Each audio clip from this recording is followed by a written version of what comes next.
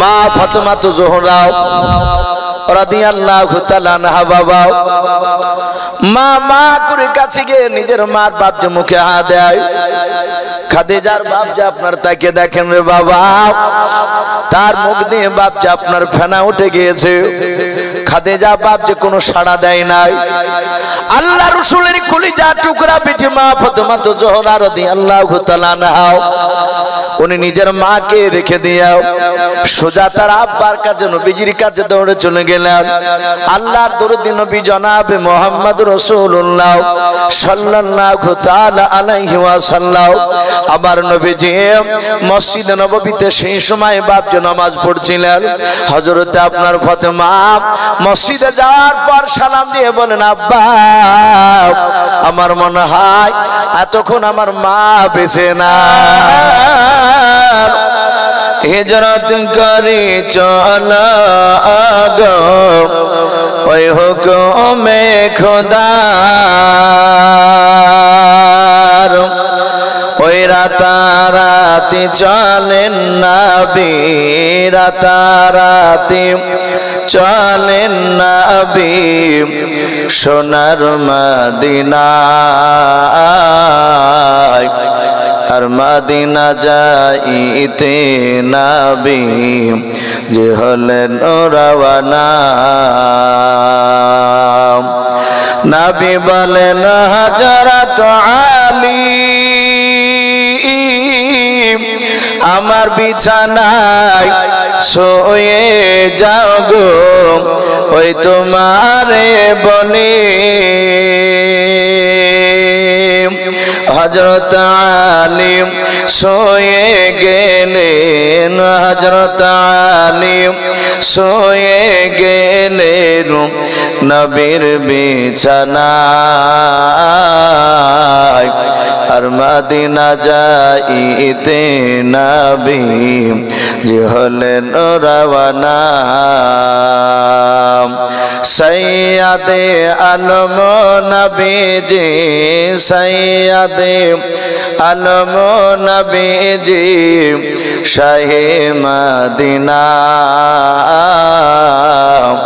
আর Medina যাইতে নবী যে হলেন রওয়ানা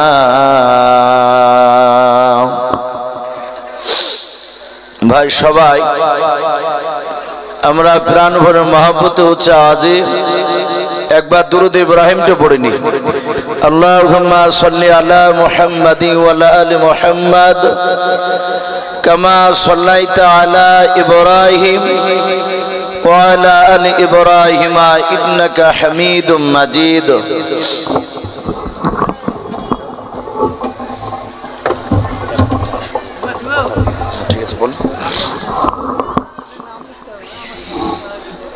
जिनारा विदेशी मेहमान आছেন আপনাদের জন্য খাবারের ব্যবস্থা করা হয়েছে আমাদের প্যান্ডেলের সম্মুখে আপনারা একে একে গিয়ে আপনারা খাবেন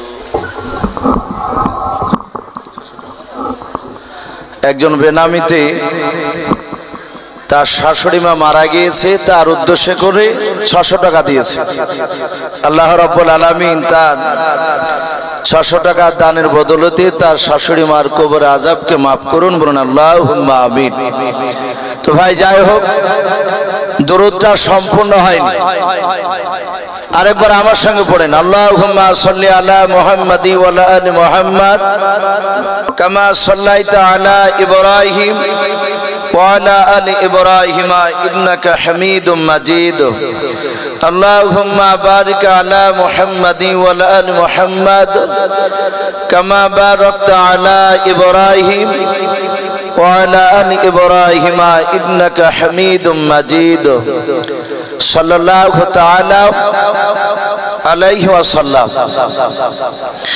শ্রদ্ধেয় জনাব আজকের জালসা নির্বাচিত মনোনীত যোগ্যতম সভাপতি মহাশয় ও সম্মানিত আমন্ত্রিত ওলামা কেরাম ও আমার সম্মুখের শ্রদ্ধেয় বাজ্যেষ্ঠ বাবা জীবনেরা আমার সমবয়স্ক সমজস্ব যুবক ভাইয়েরা পর্দার আড়ালের মা বোনেরা সকলকে জানাই আমার বুক ভরা ভালোবাসা সালাম।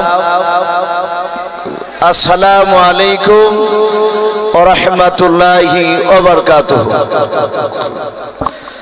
আলহামদুলিল্লাহ, সমস্ত প্রশংসা সে মহান রব্বুল আলামিনের জন্য, যে মহান রব্বুল আলামিন আমাদেরকে বড় ভালোবেসে রহম করে বিভিন্ন গুনার মজলিস থেকে বাছাই করে নিয়ে এসে রাস্তার ধারে বাপজে শত শত মানুষের মধ্য থেকে বাছাই করে নিয়ে এসে তার রহমতের মজলিসে আমাদেরকে নিয়ে এসে বসার সুযোগ করে দিয়েছেন। আমরা বুঝতে পেরেছি এটা বাপজে আমাদের বাহাদুরি নয়। আল্লাহ রাসূল বলেছেন, আল্লাহ যাকে ভালোবাসেন মহান রব্বুল আলামিন তাকে তার এই রকম রহমতের মজলিসে নিয়ে এসে বসে দেয়। তা আমরা বুঝতে পেরেছি, তাই মহান রব্বুল আলামিনের দরবারে শুকরিয়া স্বরূপ আদায় করে বলুন আলহামদুলিল্লাহ। ভাই একটু প্রাণ ভরে হচ্ছে আজ বলি, আমরা হয়তো মানুষগুলো ছন্ন ছাড়া হয়ে আছি। আমার পূর্বেকার বক্তা এখানে যত মানুষ আছে প্রায় মনে হয় 3 ভাগের 2 ভাগের মানুষের বাপজি উনি ওস্তাদ শিক্ষক আমাদের। তো হুজুর আপনাদেরকে বারবার করে অনুরোধ করেছে যে ভাই একটা দেশের মান ইজ্জত বলে একটা জিনিস আছে। তা আমি দেখলাম হুজুরের কথা আপনারা প্রায় মানুষই বাপজি সাড়া দেননি। আর ওই সাইডে যে যুবক ভাইরা বসে আছে পাঁচলে, হয়তো আমি জানি না কেন ওনারা আসছেন না এখানে। ভাই আমি অনুরোধ করব আপনারা ওইভাবে সাইডে না থেকে যদি একটু ভিতরে আসেন। গর্ব করা নাই, গতকালকে বাপজি আমি ছিলাম, ব্যতিক্রম হয়তো ডবল কালকে হয়ে গিয়েছিল। রাত্রি 7টা থেকে নিয়ে 9টা পর্যন্ত ছিলাম নাকাশিপাড়া থানা নদিয়ায়। রাধানগর বলে বাপজি একটা মাদ্রাসা, গোটা নদিয়া জেলার মধ্যে সবচেয়ে পুরানো ওই মাদ্রাসাটা। ওই ওখানকার মাওলানারা লোকে বলা বলি করছিল যে আনামনিক প্রায় মোটামুটি না হলেও 20,000 উপর মানুষ হবে। আমি যখন বক্তব্য দিছিলাম মানুষের মাথা শেষ বাপজি পাওয়া যাচ্ছিল না, এত মানুষ। একটা মানুষ অত বড় মাঠ, মাঝখানে একটা লোক বসে থাকার মতো বাপজি ফাঁকা জায়গা ছিল না। অনেক ইউটিউবে বাপজি ইউটিউবালারা গিয়েছিল, তারা রেকর্ডিং করছিল। ওখান থেকে বাপজি আমাদের পাশে হরিয়ারপাড়া পাশে গরিবপুর মাদ্রাসায় গতকালকে জালসা রাত 12টায় উঠেছিলাম। এই 12টার সময় ওঠাও বাপজি, আশা করি আমি জানি না ওখানে কেউ ছিলেন কিনা, এর চেয়ে মানুষ ওখানে ভালো ছিল রাত 12টার পরেও। ভাই যত বড় বক্তা হোক না কেন, মানুষ সামনে না থাকলে বলতে ভালো লাগে না। অনেকে হয়তো ভাববেন যে আমাদের পাশেই তো বাড়ি এসবে, এই দরকার বক্তা হলে নাই তো কাছে গিয়ে বসা হতো, এটা ভাববো না ভাই। ওনারা যে হাদিস বলবে আমরাও সে হাদিস বলবো। হ্যাঁ, এবার মানুষের কারো বলার ঢং টেকনিক্যাল বাপজি আলাদা থাকে, তাই শুনতে ভালো লাগে। আমি অনুরোধ করব ভাই যারা সাইডে বসে আছেন, ভাই যুবক লজ্জা করো না। যদি তোমরা নবীর মহাব্বতে যদি আসো এখানে, যদি নবীর মহাব্বতে আমার ডাকে নয়, রাসূলকে ভালোবেসে যদি আসো বাড়ি থেকে বেরিয়ে, তাহলে সোনা একটু এসে ভিতরে বসো। আলহামদুলিল্লাহ যে মানুষগুলো আছে একটু জমে বসলে মাজমুআটা বেশ একটু ভালো লাগবে। কমসে কম নবীর একটা সুন্নাত তো জিন্দা হবে আমাদের। নবী বলেছেন জমে বসা হচ্ছে নবীজির সুন্নাত। বলুন আলহামদুলিল্লাহ। সাহাবায়ে কেরাম রাদিয়াল্লাহু তাআলা আনহুম আজমান গোনেরা, তারা রাসূলুল্লাহর কথাকে এত মানতে, সামি'না ওয়া আতানা। নবীজি বলছেন আমার কথা শুনতেন, আর সাহাবায়ে কেরামরা সাথে সাথে বাপজি আমল করার জন্য তৈরি হয়ে থাকতেন। বলুন সুবহানাল্লাহ। আর আজ আমরা তার পুরো উল্টো, আমরা নবীর কথা শুনছি কিন্তু নবীর কথা মানি নাই। আমাকে বাপজি এখানে আসার পর কয়েকটা নবীর কথা বলতে বলেছে। বলে সব ভাই অমুক নবী জীবনে বলবেন, ও বলছে অমুক নবীর ওলির জীবনে বলবে। সবটা তো বলা সম্ভব নয়, একটা আলোচনা করব আপনাদের কাছে। তার আগে বলি সাহাবাই কেরামরা রাসূলুল্লাহকে কতটা মানতেন, কতটা নবীর সুন্নাতকে মানতেন, আর আজ আমরা কতটা মানি। বিশ্বনবী মসজিদে নববীতে বক্তব্য রাখছিলেন, শত শত সাহাবাই কেরাম চাতক পাখি না চেয়ে কথাগুলো শুনছিলেন নবীজির। তারা জানতেন নবীর চেহারার দিকে মহব্বতে যতবার দেখা যায়, যত তাকিয়ে থাকা যাবে, তত তার জীবনের গুনাহগুলো মাফ হয়ে যায়। বলুন সুবহানাল্লাহ। এত দামি নবী। সাহাবারা শুনছিলেন, নবী বয়ান করছিলেন মসজিদে মিম্বারে নববীর ভিতরে। আল্লাহ রাসূলের একজন বিশিষ্ট সাহাবা, বৃদ্ধ, যেনাকে হাদিসের ভাষায় মুরব্বী সাহাবা বলা হতো, ওনার নাম হযরত সালমান ফারসি রাদিয়াল্লাহু তাআলা আনহু। উনি বলেন, আমি বাড়ি থেকে মসজিদে নববীতে যাচ্ছিলাম নবীজির কথা শোনার জন্য।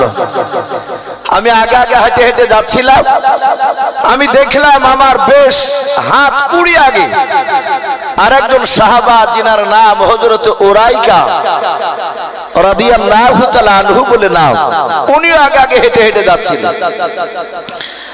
সালমান ফারসি বলেন, আমি দেখলাম উরাইকা রাস্তায় যেতে যেতে, তখন আমরা মসজিদে নববীর ভিতরে পৌঁছাতে পারিনি। আমরা মসজিদে নববী দেখতে পাচ্ছিলাম 50 থেকে 60 হাত দূরে। সালমান বলেন, আমি দেখলাম উরাইকা রাস্তার ধারে হঠাৎ করে বসে পড়লেন, রাস্তায় হাঁটতে হাঁটতে। আল্লাহ রাসূলের সাহাবা সালমান ফারসি রাদিয়াল্লাহু তাআলা আনহু তিনি বলে, আমি ডান দিকে বাম দিকে সামনে পেছনে চারিদিকে দেখলাম, আমি আর উরাইকা ছাড়া আর তৃতীয় কোনো মানুষ নাই, আর একজন আছে, তিনি হচ্ছেন আমাদের আল্লাহ। কিন্তু আল্লাহকে তো ভাবছি আমরা সবাই দেখতে পাই না। সালমান ফারসি বলেন, আমি দেখলাম বিশ্ব রাসূল সাল্লাল্লাহু তাআলা আলাইহি ওয়াসাল্লাম নবীর সাহাবা বলেন, আমি দেখলাম উরাইকা তিনি বসেছি পড়লে, কাউকে দেখতে পেলাম না। কিন্তু উনি বসলেন কেন? আপনারা যদি 6 গড়ি জালসা শুনতে আসেন 3-4 জনা, রাস্তায় একজনা হঠাৎ বসে গেলে আমরা অটোমেটিক জিজ্ঞাসা করবো, ভাই কি হলো তোমার, যেতে যেতে বসলে কেন? সালমান ফারসি বলেন, আমি উরাইকার কাছে গিয়ে সালাম দিলাম, আসসালামু আলাইকুম ওয়া রাহমাতুল্লাহি ওয়া বারাকাতুহু। সালমান ফারসি রাদিয়াল্লাহু তাআলা আনহু তিনি বলেন, দেখলাম উরাইকা আমার সালামের উত্তরটা দিয়ে দিলেন। কারণ সাহাবারা বাপকে জানতেন, আল্লাহর নবী বলেছেন সালাম দেওয়া হচ্ছে বাপজি সুন্নাত। সালাম শোনার পর কোন ব্যক্তি ইচ্ছাকৃত যদি সালামের জবাব উত্তর যদি না দেয়, আল্লাহর নবী বলেন সেই ব্যক্তি ওয়াজিবকে ছেড়ে দিল, তার মারাত্মক ভাবে আমলনামায় গুনাহ লেখা হবে। যে ব্যক্তি সালাম শোনার পর উত্তর দেয় নাই, আল্লাহর নবীজির সাহাবা সালমান বলেন, আমি যখন সালাম দিয়ে দিলাম, উরাইকা আস্তে করে আমার দিকে তাকিয়ে সালামের উত্তরখানা দিলেন। হযরত সালমান ফারসি রাদিয়াল্লাহু তাআলা আনহু উরাইকার হাত ওখানে ধরে ডাক দিয়ে বলেছিলেন, ভাই উরাইকা, কি ব্যাপার, রাস্তায় যেতে যেতে হঠাৎ করে কেন তুমি বসে পড়লে বলো? উরাইকা সালমান ফারসি রাদিয়াল্লাহু তাআলা আনহুর চেহারার দিকে তাকিয়ে বাবা কোনো কথা বলেন না। সালমান বলেন, আমি আবার জিজ্ঞাসা করলাম, উরাইকা তৃতীয়বার ভাবছে না, দ্বিতীয়বার আর কোনো কথা বললেন না, শুধু আমার চেহারার দিকে ফ্যাল ফ্যাল করে কথাগুলো শুনছিলেন। সালমান বারবার বলেন, ভাই উরাইকা, তোমার কি পেটে ব্যথা হলো নাকি? কোনো কথা বলে না। হযরত সালমান উরাইকা বাপটি কথা বলল না। উরাইকাকে ছেড়ে দিয়ে বিশ্ব রাসূল জনাবে মুহাম্মদ রাসূলুল্লাহ সাল্লাল্লাহু তাআলা আলাইহি ওয়াসাল্লাম নবী আমার মসজিদে নববীতে বসা ছিলেন। সালমান আল্লাহর নবীজির মসজিদে নববীর দরজায় গিয়ে আল্লাহর নবীকে সালাম দিয়ে দিলেন, আসসালামু আলাইকা ইয়া রাসূলুল্লাহ ইয়া হাবিবাল্লাহ। আল্লাহর নবীজি সালামের উত্তরখানা দেওয়ার পর দেখলেন সালমান দৌড়ে এসে দরজার গুড়িতে এসে আমাকে সালাম দিলেন। আল্লাহর নবী বলেন, গো সালমান কি ব্যাপার, তুমি দৌড়ে এসে কেন আমাকে সালাম দিলে বলো? হযরত সালমান হাত দুখানা জোড় করে বলেছিলেন, নবী আমি আপনার দরবারে আসছিলাম, রাস্তা দিয়ে বাড়ি থেকে দরবারে আপনার ওয়াজ শোনার জন্য। ওগো আল্লাহর নবীজি, শুধু আমি একাই নয়, আমার সাথে আরেকজন সাহাবা আসছিলেন, উরাইকা নামক সাহাবা। হযরত সালমান বলে, নবী দেখলাম আপনার মসজিদে তো কোনো আসতে পারি নাই, 50 থেকে 60 হাত দূরে দেখলাম উরাইকা রাস্তার ধারে বসে পড়লেন। ওগো আল্লাহর নবীজি, উরাইকাকে গিয়ে সালাম দিলাম। উনি সালামের উত্তরখানা দেওয়ার পর আর কথা বললেন না।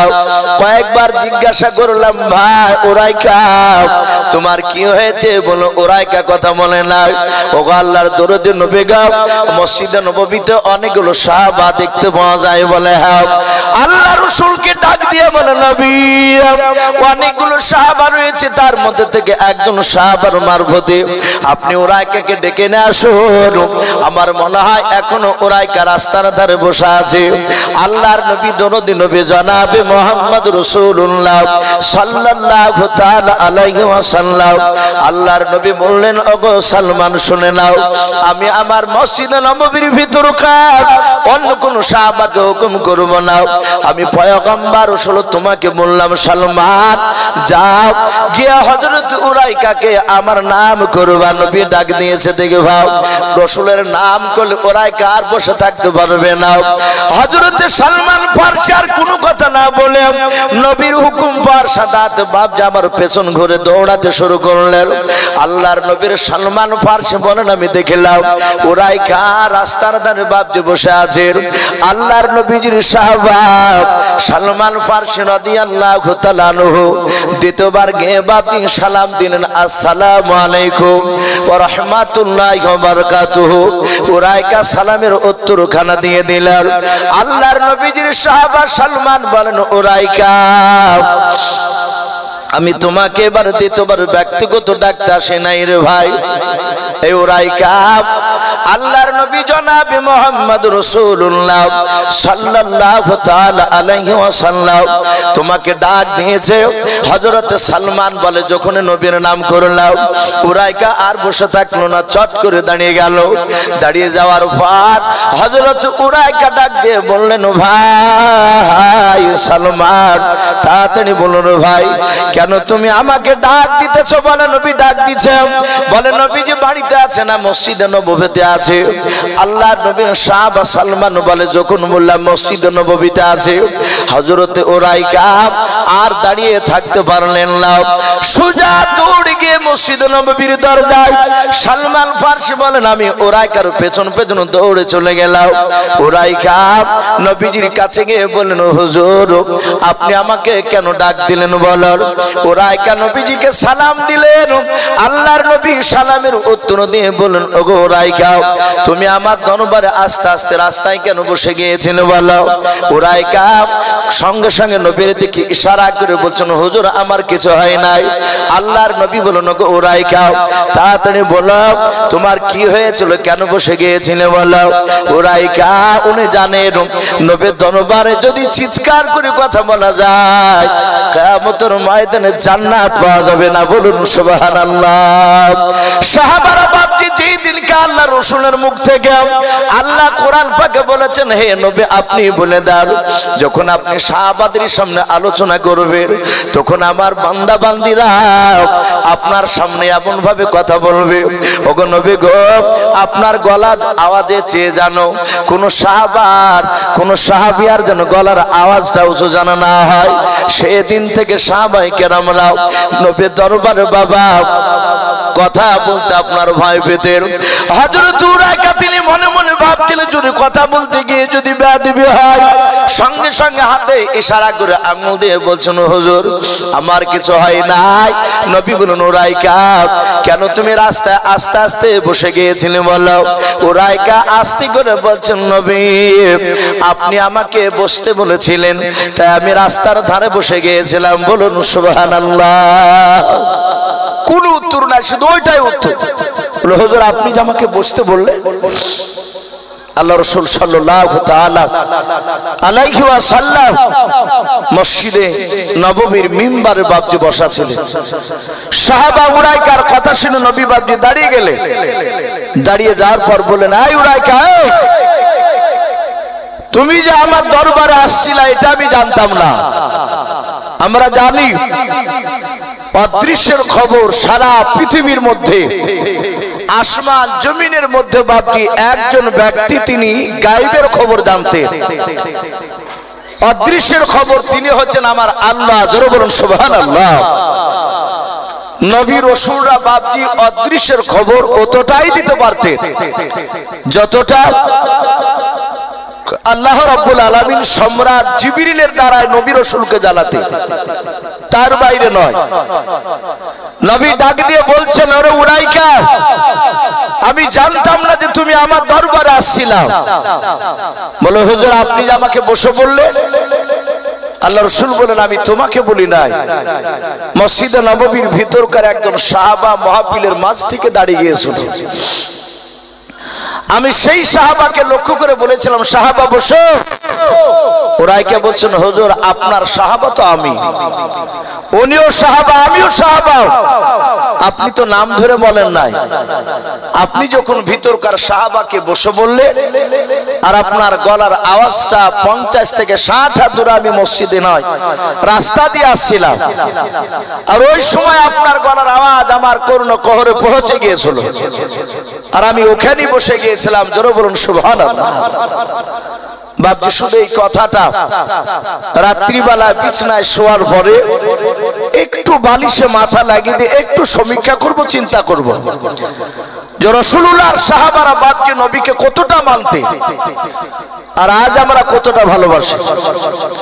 আজ অনেক সময় বাপজি আমাদের মুসলমানকে চেনা যায় না, যেটা হিন্দু না মুসলমান, সালাম দিতে গিয়ে বেকায়দায় পড়ে যায় অনেক সময়, অথচ আমরা দাবি করছি রাসূলকে ভালোবাসি। তা আমি প্রতিটা বাপজি ভাইদেরকে বলবো, ভাই দুনিয়ার পরিস্থিতি বাপজি ভালো নাই, শিক্ষিত অশিক্ষিত মানুষ বাপজি সবাই আমরা জেনে গিয়েছি। পৃথিবীর অবস্থা ভালো নেই, গোটা পৃথিবীর বাপজি এক শ্রেণীর বেঈমানেরা তারা উঠে পড়ে লেগেছে মুসলমানকে কিভাবে দুনিয়ার বুক থেকে নিধন করা যায়। আমরা প্রায় মসজিদে বাপজি ইমামের মুখ থেকে শুনছি, দোয়া করছি, আপনারা করছেন ফিলিস্তিনের জন্য। গত কয়েকদিনকার বাপজি আগেকার একটা ঘটনা ফিলিস্তিনের মাটিতে ঘটেছে, অনেক মুসলমানকে মারছে, এগুলো জানি আমরা। একটা বাচ্চা ছেলেকে বাপজি ধরে নিয়ে গেছে ইসরায়েল, ইহুদি কুত্তার বাচ্চারা ধরে নিয়ে গেছে। ছেলেটার বয়স হচ্ছে বাপজি 8 বছর। ওই গাজা যে বলে জায়গা আমরা অনেকেই জানি, নাম শুনছি দেখছি খবরে। গাজা অনেকটা জায়গা তারা দখল করে নিয়েছে, সেখানে একটা ক্যাম্প বসিয়েছে ওই ইসরায়েলের জানোয়াররা। যে বাচ্চাটাকে ধরে নিয়ে গেছে তার আব্বা বাড়িতে সে সময় ছিল না, তার মার কাছ থেকে বাপজি কেড়ে নিয়ে গিয়েছে। লোকটা বাড়িতে এসেছে, বলল সন্তানকে নিয়ে গিয়েছে কোথায়, বলে অমুক ক্যাম্পে। ছেলেটার আব্বা দৌড়ে গেল, দৌড়ে যাওয়ার পর হাত দুখানা জোড় করে বলছেন, আমার সন্তানকে যদি জবাই করে ফেলেন, মেরে দেন, তাহলে লাশটা দেন, আমি নিয়ে গিয়ে একটু কবর দেব। ইসরায়েলের লোক বলল, তুই সামনে দাঁড়া। লোকটা বলছে, আমি বারান্দাতে দাঁড়ালাম। আমি দেখলাম আমার 8 বছরের ছেলে জানালা দিয়ে আব্বা পা করে ডাকছে। আমার ছেলে তখনও মরে নাই। আমার চোখের সামনে জানালা দিয়ে আমি দেখতে পাচ্ছি ছেলেকে তাজা জিন্দা অবস্থায়, ওই 8 বছরের ছেলেটাকে তার শরীর থেকে বাপজি চামড়া গোশত থেকে বাপজি আপনার ছাড়াতে শুরু করলো। ছেলেটা চিৎকার করে কাঁদছে। লোকটা বলছে, আমার চোখের সামনে ছেলে চিৎকার করতে করতে তার কান্না বন্ধ হয়ে গেল, মারা গেল। হাড়গুলোকে ওখানে রেখে গোশতগুলোকে ছিলে নিয়ে এসে আমার চোখের সামনে বস্তাতে গোশতটা ভরে কম্পিউটারে দাঁড়িতে বাপজি ওজন করে 16 কেজি গোশত মাপি দিয়ে বলল, যা তোর এই ছেলের গোশত নিয়ে গিয়ে দাফন করগা। এ হচ্ছে বাপজি আমাদের মুসলমানদের পরিস্থিতি। সামনের দিন আরো ভয়ঙ্কর আসছে। এই জন্য প্রতিটা বাপজি ভাইদেরকে বলবো, একটাই রাস্তা, সেটা হচ্ছে বাপজি আমাদের রাসূলের সুন্নাতকে আমল করা। শুধু মুখে নবীকে ভালোবাসি এটা দাবি করে জান্নাত পাওয়া সম্ভব নয়। রাসূলের সুন্নাতকে মানা লাগবে। আজ গোটা পৃথিবীর মানুষ যদি বাপজি আমরা এখনো যদি রাসূলের সুন্নাতের উপর যদি আমল করতে লাগি, গোটা পৃথিবীর বেঈমানা মুসলমানের পায়ের নিচে এসে মাথা নত করতে বাধ্য হবে। কিন্তু আমরা মানি নাই। সে আপনারা বলেন আর আলেম বলেন আর হাজি বলেন, সবারই একই কেস হয়ে গেছে। আমি ওঠার আগে অনেকগুলো আলেম ছিল ঘরে, হুজুর বক্তব্য রাখছিলেন। একটা মাওলানা বলছিলেন, ইসু ভাই এই বক্তাদের তাসির কেন পড়ছে না কথায়? হাকিকার বক্তারা কথা বলতো, মানুষ ছো মেরে এত সুন্দর ভক্তি সহকারে শুনতো। আমাদের উস্তাদ বলছিলেন আমল নেই আমাদের। আমি বললাম, ভাই একটা বক্তা ও তাহাজ্জুদ নামাজ গুজারনেওয়ালা এই মাওলানা পাওয়া যাচ্ছে না। 5 ওয়াক্ত নামাজই পাবন দিলে আমাদের। ওনারা বলছিলেন, ভাই কথা সত্য কথা, নামাজের পাবন্দি আমাদের কাছ থেকে হারিয়ে যাচ্ছে। তাই প্রতিটা বাপজি ভাইদেরকে বলবো, আমরা ভাই রাসূলের সুন্নাতের দিকে একটু লক্ষ্য রাখি। রাসূল কিভাবে চলেছেন, রাসূল কিভাবে খেয়েছে, রাসূল কিভাবে বসেছেন, কিভাবে মানুষের সাথে ব্যবহার করেছে, এগুলো বাপজি রাসূলের কথা অনুযায়ী যদি না চলতে পারি, তাহলে রাসূলের উম্মত দুনিয়াতে দাবি করব, কিন্তু কিয়ামতের ময়দানে নবী বলবেন, ফালাইসা মিন্নি, তুই আমার উম্মতের মধ্যে পড়বি না। ভাই আমি আপনাদের কাছে বাপজি আলোচনা করব বলে কোরআন শরীফে বাপজি 114টা সূরা আছে। তার মধ্যে থেকে একটা সূরা সূরাতুন নামাল 19 পারাতে রয়েছে। আমি খুতবা যখন আয়াতগুলো পড়ছিলাম, যারা উলামা তারা বুঝতে পেরেছেন যে আমি কোন বিষয়ে কথাটা বলবো। আমরা জানি কোরআন শরীফে বাপজি মাত্র টোটাল 25টা নবী রাসূলের নাম আছে। বলুন আলহামদুলিল্লাহ। কটা বললাম? 25টা। অথচ উলামার মুখে শুনতে পাই 1,24,000, মতান্তরে 2,24,000 নবী রাসূল। বলে না মৌলানারা? এতগুলো নবী রাসূলের মধ্যে থেকে মাত্র 25টা নাম হচ্ছে পাওয়া যায় কোরআনে। আল্লাহ রাব্বুল আলামিন এই 25টা নবী রাসূলের মধ্যে থেকে বাপ্পাটার নাম একসাথে নিয়েছে। ওয়ালাকাদ আতাইনা দাউদ ওয়া সুলাইমান ইলমা।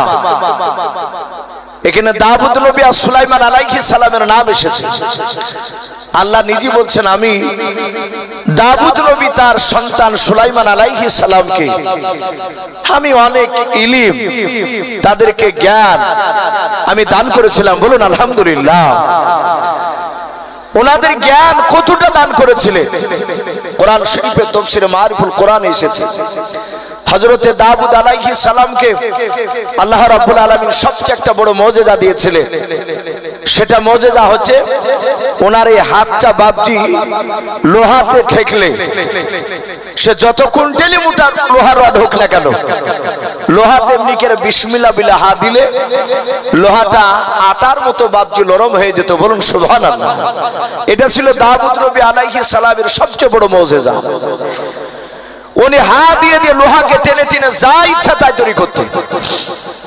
ওনারই ছেলে সুলাইমান, আল্লাহ বলছেন, আমি ওকেও ইলম জ্ঞান আমি দান করেছিলাম। সম্মানিত ভাইরা আমার, বাবা জীবনেরা, হযরত নবী সুলাইমান আলাইহিস সালাম এত বড় বাপজি ইলমওয়ালা ছিলেন, এত জ্ঞানওয়ালা ছিলেন। কিতাবে লিখেছে হযরত সুলাইমান আলাইহিস সালাম তার আব্বা দাউদ নবী আলাইহিস সালাম উনি যখন বাপজি বাদশা ছিলেন এই দাউদ নবী আলাইহিস সালাম। সেই সময় দাউদ নবী আলাইহিস সালাম তিনি একটা বিচার করে দিয়েছিলেন। কিতাবে লিখেছে নবী সুলাইমান আলাইহিস সালামের বাপজি মাত্র বয়স ছিল সেই সময় 4 থেকে 4.5 বছর। বলুন আলহামদুলিল্লাহ। 4 থেকে 4.5 বছর বাচ্চা।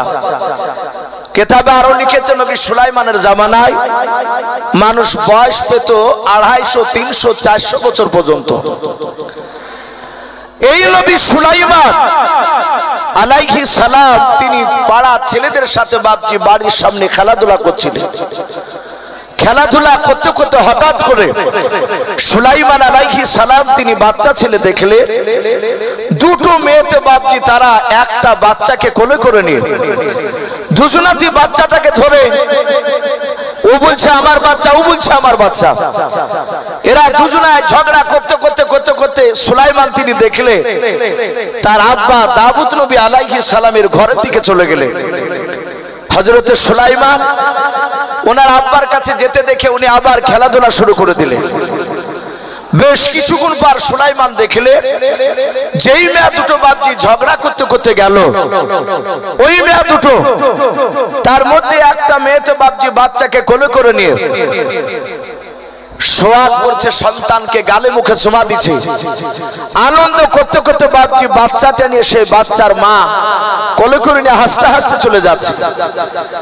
সুলাইমান আলাইহিস সালাম এভাবে পেছন ঘুরে তাকে দেখলেন দুটো মেয়েতে ঝগড়া করতে করতে গেল, এ হাসতে হাসতে যাচ্ছে, পেছনকার মেয়েটা দেখছে কাঁদতে কাঁদতে যাচ্ছে। সুলাইমান তিনি জানতে, উনি দেখেছিলেন ছোট থেকে যে আব্বা দরবারে মানুষ কাঁদতে কাঁদতে গেলে ফিরার পথে আর কাঁদতে কাঁদতে যায় নাই। বলুন সুবহানাল্লাহ। তারা হাসতে হাসতে যায়, ঝগড়া করতে করতে গেলে বাপজি আর ঝগড়া করতে করতে ফিরে যায় না। সুলাইমান চিন্তা করলেন এই মেয়েটা কাঁদতে কাঁদতে যাচ্ছে কেন। সুলাইমান বাচ্চা ছেলেদের সাথে খেলা বন্ধ করে 4 থেকে 4.5 বছর বাচ্চা, মানে একেবারে ছোট। সুলাইমান ডাক দিয়ে বলছে নাই মা, এ দাঁড়াও। ওরা দুটো মেয়ে বাপজি দাঁড়িয়ে গেল।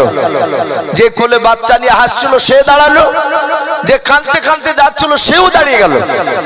সুলাইমান যে মেয়েটা কাঁদছিল তার সামনে গিয়ে বলছে মা, আমি আব্বার দরবারে এইভাবে তো আমি আশা রাখিনি যে মানুষ কাঁদতে কাঁদতে যায়, কাউকে দেখতে পাই না এইভাবে, কিন্তু আজ তুমি কাঁদছো কেন?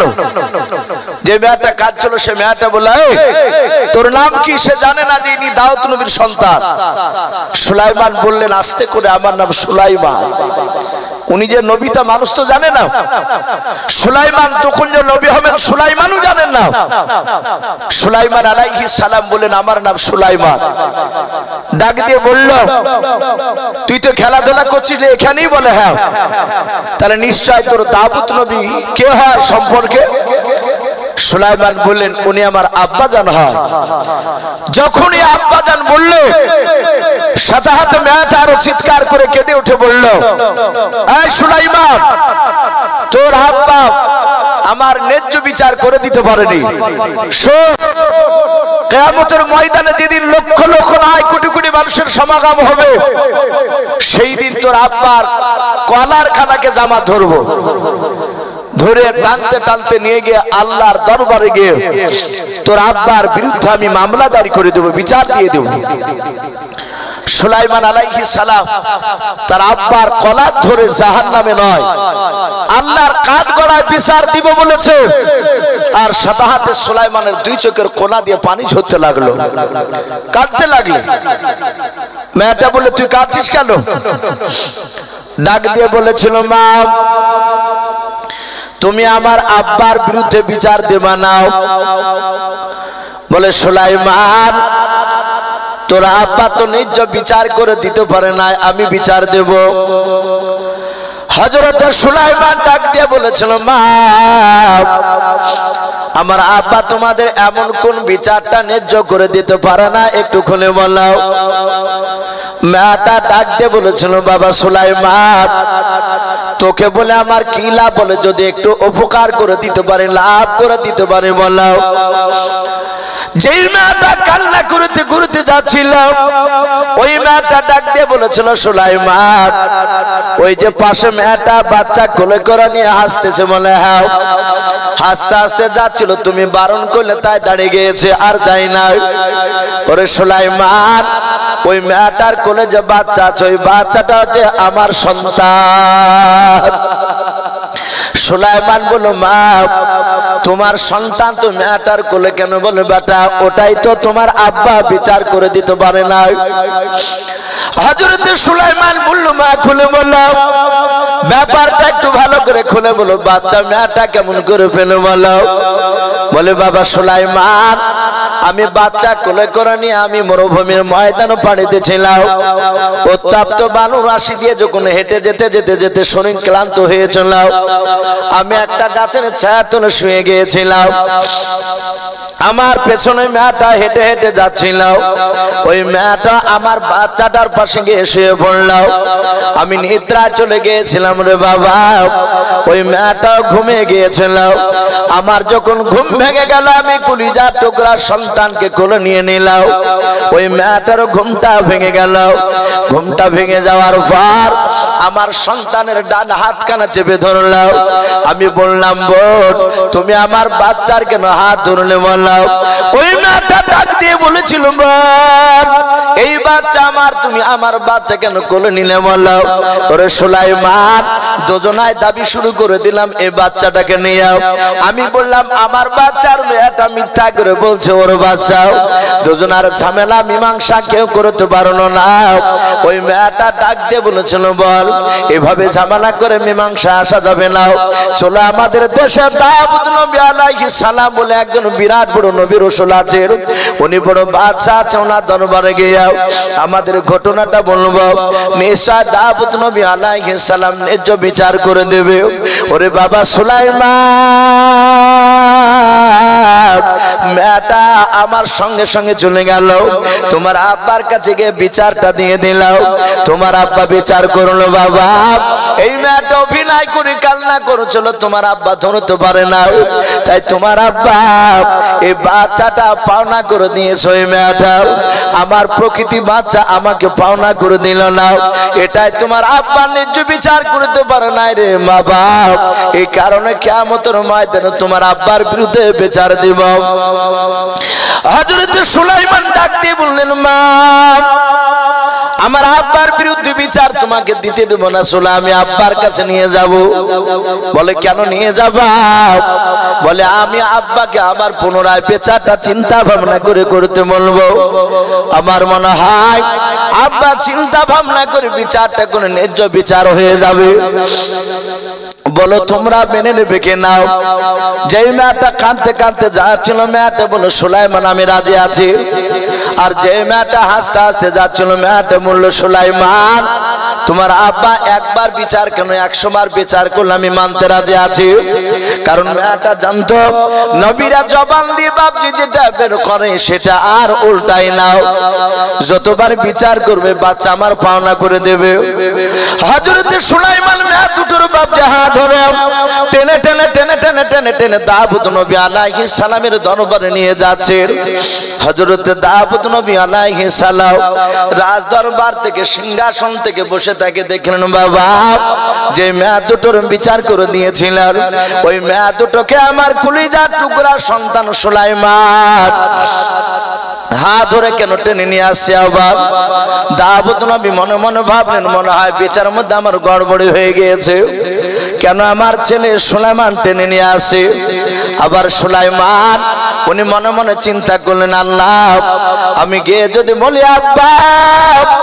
আপনার বিচারটা ন্যায্য হয় নাই ভুল হয়েছে এরকম যদি কথা বলা যায় তাহলে আমার আব্বার সম্মানের হানি হবে সুলাইমান এটাও চিন্তা করছে আমি ডাইরেক্ট গিয়ে আব্বাকে বলবো না যে আব্বা আপনার বিচার করা ভুল হয়েছে নালে মেয়েটা কেন বলবে যে ন্যায্য বিচার হয়নি মা বোন আপনাদের কাছে কমিটির তরফ থেকে সভাপতি সাহেব গিয়েছে মসজিদে আদায়ের জন্য তা আমি অনুরোধ করব আপনারা মসজিদের সভাপতির হাতে আলহামদুলিল্লাহ 100 200 500 1000 যে যা পারবে একটু দানের হাতটা বাড়াবে আর সিমেন্টও পারলে এক বস্তা করে নাম লিখাবেন ইনশাআল্লাহ শেষের বেলায় দোয়া করে দেওয়া হবে তা আমি বলছিলাম হযরত সুলাইমান আলাইহিস সালাম ডাইরেক্ট ওই কথা বললেন না যদি আমি বলি তাহলে আমার সম্মানের হানি হবে দাউদ নবী তিনি তাকে থেকে দেখছে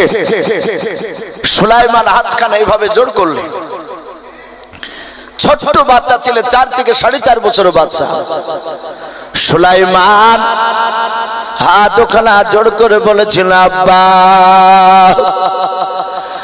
এই না দুটোর আপনি বিচার করে দিয়েছেন বলে হ্যাঁ ওগো আব্বা জান আমি আপনার সন্তান হয়ে আপনাকে আমি অনুরোধ করতেছি আব্বা আপনি মেয়ে দুটোর বিচারটা আপনি উদ্ধার করে নেন ফিরিয়ে নেন ওগো আব্বা আপনি দ্বিতীয়বার চিন্তা ভাবনা করে বিচারটা একটু করে দাও সুলাইমান আলাইহিস সালামের বাপ যে জবান থেকে কথা শোনার পর দাউদ নবী আলাইহিস সালাম 5 মিনিট বাপ যে বসে থাকলেন চিন্তা করে দেখলেন বিকল্প কোন আমি আর বিচার খুঁজে পাই না সুলাইমানের এই কথা শোনার পর দাউদ নবী মনে মনে ভাবলেন মাওলা যখন আমার সন্তান টেনে নিয়ে এসেছে আমার মনে হয় সুলাইমানকে বিচারটা করতে বললে মনে হয় সুলাইমান বিচারটা করতে পারবে দাউদ নবী ডাক দিয়ে বলেছিল বাবা সুলাইমান আমার বিচার আমি ঘুরে নিলাম আমি তোমার আব্বা হয়ে আমি তোমাকে এই মেয়ে দুটোর বিচার করতে আমি হুকুম দিয়ে দিলাম বলুন সুবহানাল্লাহ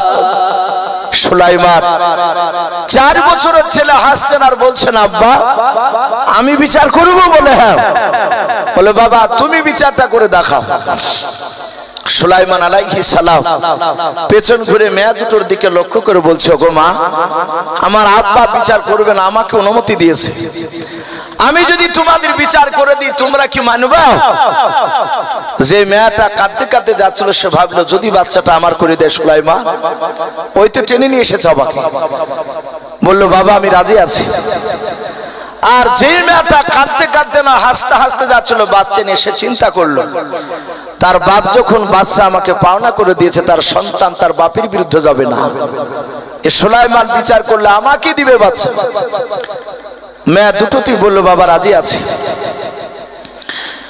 সুলাইমান আলাইহিস সালাম হাত বাড়িয়ে বাচ্চাটা ধরে নিলেন মেয়েটাকে ডাক দিয়ে বলে মা বাচ্চাটা দিয়ে দাও হযরত সুলাইমানের হাতে দিয়ে দিলেন বাচ্চা ধরে নিলেন ছোট্ট বাচ্চা ছেলে সুলাইমান বাচ্চা নেয়ার পর উনি তাকে দেখলেন আব্বা দাউদ নবী আলাইহিস সালাম রাজদরবারে বসাও উনি হেঁটে গিয়ে বলেন আব্বা বাচ্চাটা আপনি কোলে ধরুন সুলাইমান বাচ্চাটা দিয়ে বাপজা আর কোনো কথা বললেন না সোজা বাড়ির দিকে দৌড়ে চলে গেলেন দাউদ নবী মনে মনে চিন্তা করলেন মাওলা আমার মনে হয় সুলাইমানকে বিচার করতে বলা বড় অন্যায় হয়ে গিয়েছে আমি কেন দিলাম কেন পাগলামি করলাম এ তো বাচ্চা আমাকে দিয়ে সোজা দৌড়ে বাড়ির দিকে চলে গেল কিছুই তো বললো না দাউদ নবী বাড়ির দিকে তাকাচ্ছেন দেখি সুলাইমান ফিরে আসে কিনা কিছুক্ষণ পর দেখলেন সুলাইমান বাড়ির ভিতর থেকে বেরিয়ে আসছে খালি হাতে নয় দাউদ নবী বলেন আমি তাকে দেখলাম সুলাইমানের হাতে একটা বড় হোসে বাপজা একদম ধারালো অস্ত্র হোসেখানা বাপজা হাতে করে নিয়ে আমরা যাকে অনেকে হাসে পর্যন্ত বলি হাতে করে হোসেটা ধরে নিয়ে সোজা চলে আসছে দাউদ নবীর দিকে দাউদ আলাইহিস সালাম বাচ্চাটা নিয়ে বাপজি দাঁড়িয়ে গিয়েছে তার চিন্তার কারণে কপাল দিয়ে বাপজি পেশানি ঘাম বের হয়েছে হযরত সুলাইমান ধারালো হোসে নিয়ে আসছে দাউদ নবী ভাবছেন যদি আমার সন্তানের বাচ্চাটাকে জবাই করে দেয় তাহলে আমার এই ছেলে জীবনে কোনোদিন জান্নাত দিতে পারবে না এই মাসুম বাচ্চা কোনো অন্যায় করেনি একে জবাই করা চরম অন্যায় ছেলে হোসে নিয়ে আসছে কেন সুলাইমান বুঝতে পেরেছেন আব্বা চরম চিন্তিত সুলাইমান কাছে গিয়ে বলেন আব্বা বাচ্চাটা আপনি দেন বাচ্চাটা নিয়ে নিলে সুলাইমান আলাইহিস সালাম বাচ্চাটা জমিনে শুয়ে দেওয়ার পর হাতে হোসেখানা বাপকে ধরে আছে। যেই মেয়েটা কাঁদতে কাঁদতে যাচ্ছিল আর আব্বার বিরুদ্ধে বিচার দিব বলেছিল, মেয়েটার দিকে লক্ষ্য করে সুলাইমান বলেছিল, মা এই বাচ্চাটা তোমাকে যদি পুরাটা দিয়ে দিই তোমার কোলটা ভরে যাবে, দ্বিত মেয়েটার কোলটা খালি থাকবে বলে, হ্যাঁ বাবা। বলে, মা এই বাচ্চাটা যদি তোমাকে না দিয়ে দিত মেয়েটাকে যদি দিয়ে দিই তার কোলটা ভরে যাবে, তোমার কোলটা খালি হবে বলে, হ্যাঁ। তাহলে ন্যায্য বিচার করা যাবে না। ওরে সুলাইমান তুমি কি বলছো বলো। দাউদ নবীর সামনে সুলাইমান ডাক দিয়ে বলেছিলেন, মা এই হোসেখানা দেখতে পাচ্ছ বলে, হ্যাঁ। এই বাচ্চাটার দুই পায়ের মাঝখানে বেঁধে দিয়ে ফড়ফড় করে ফেড়ে ফেলবো।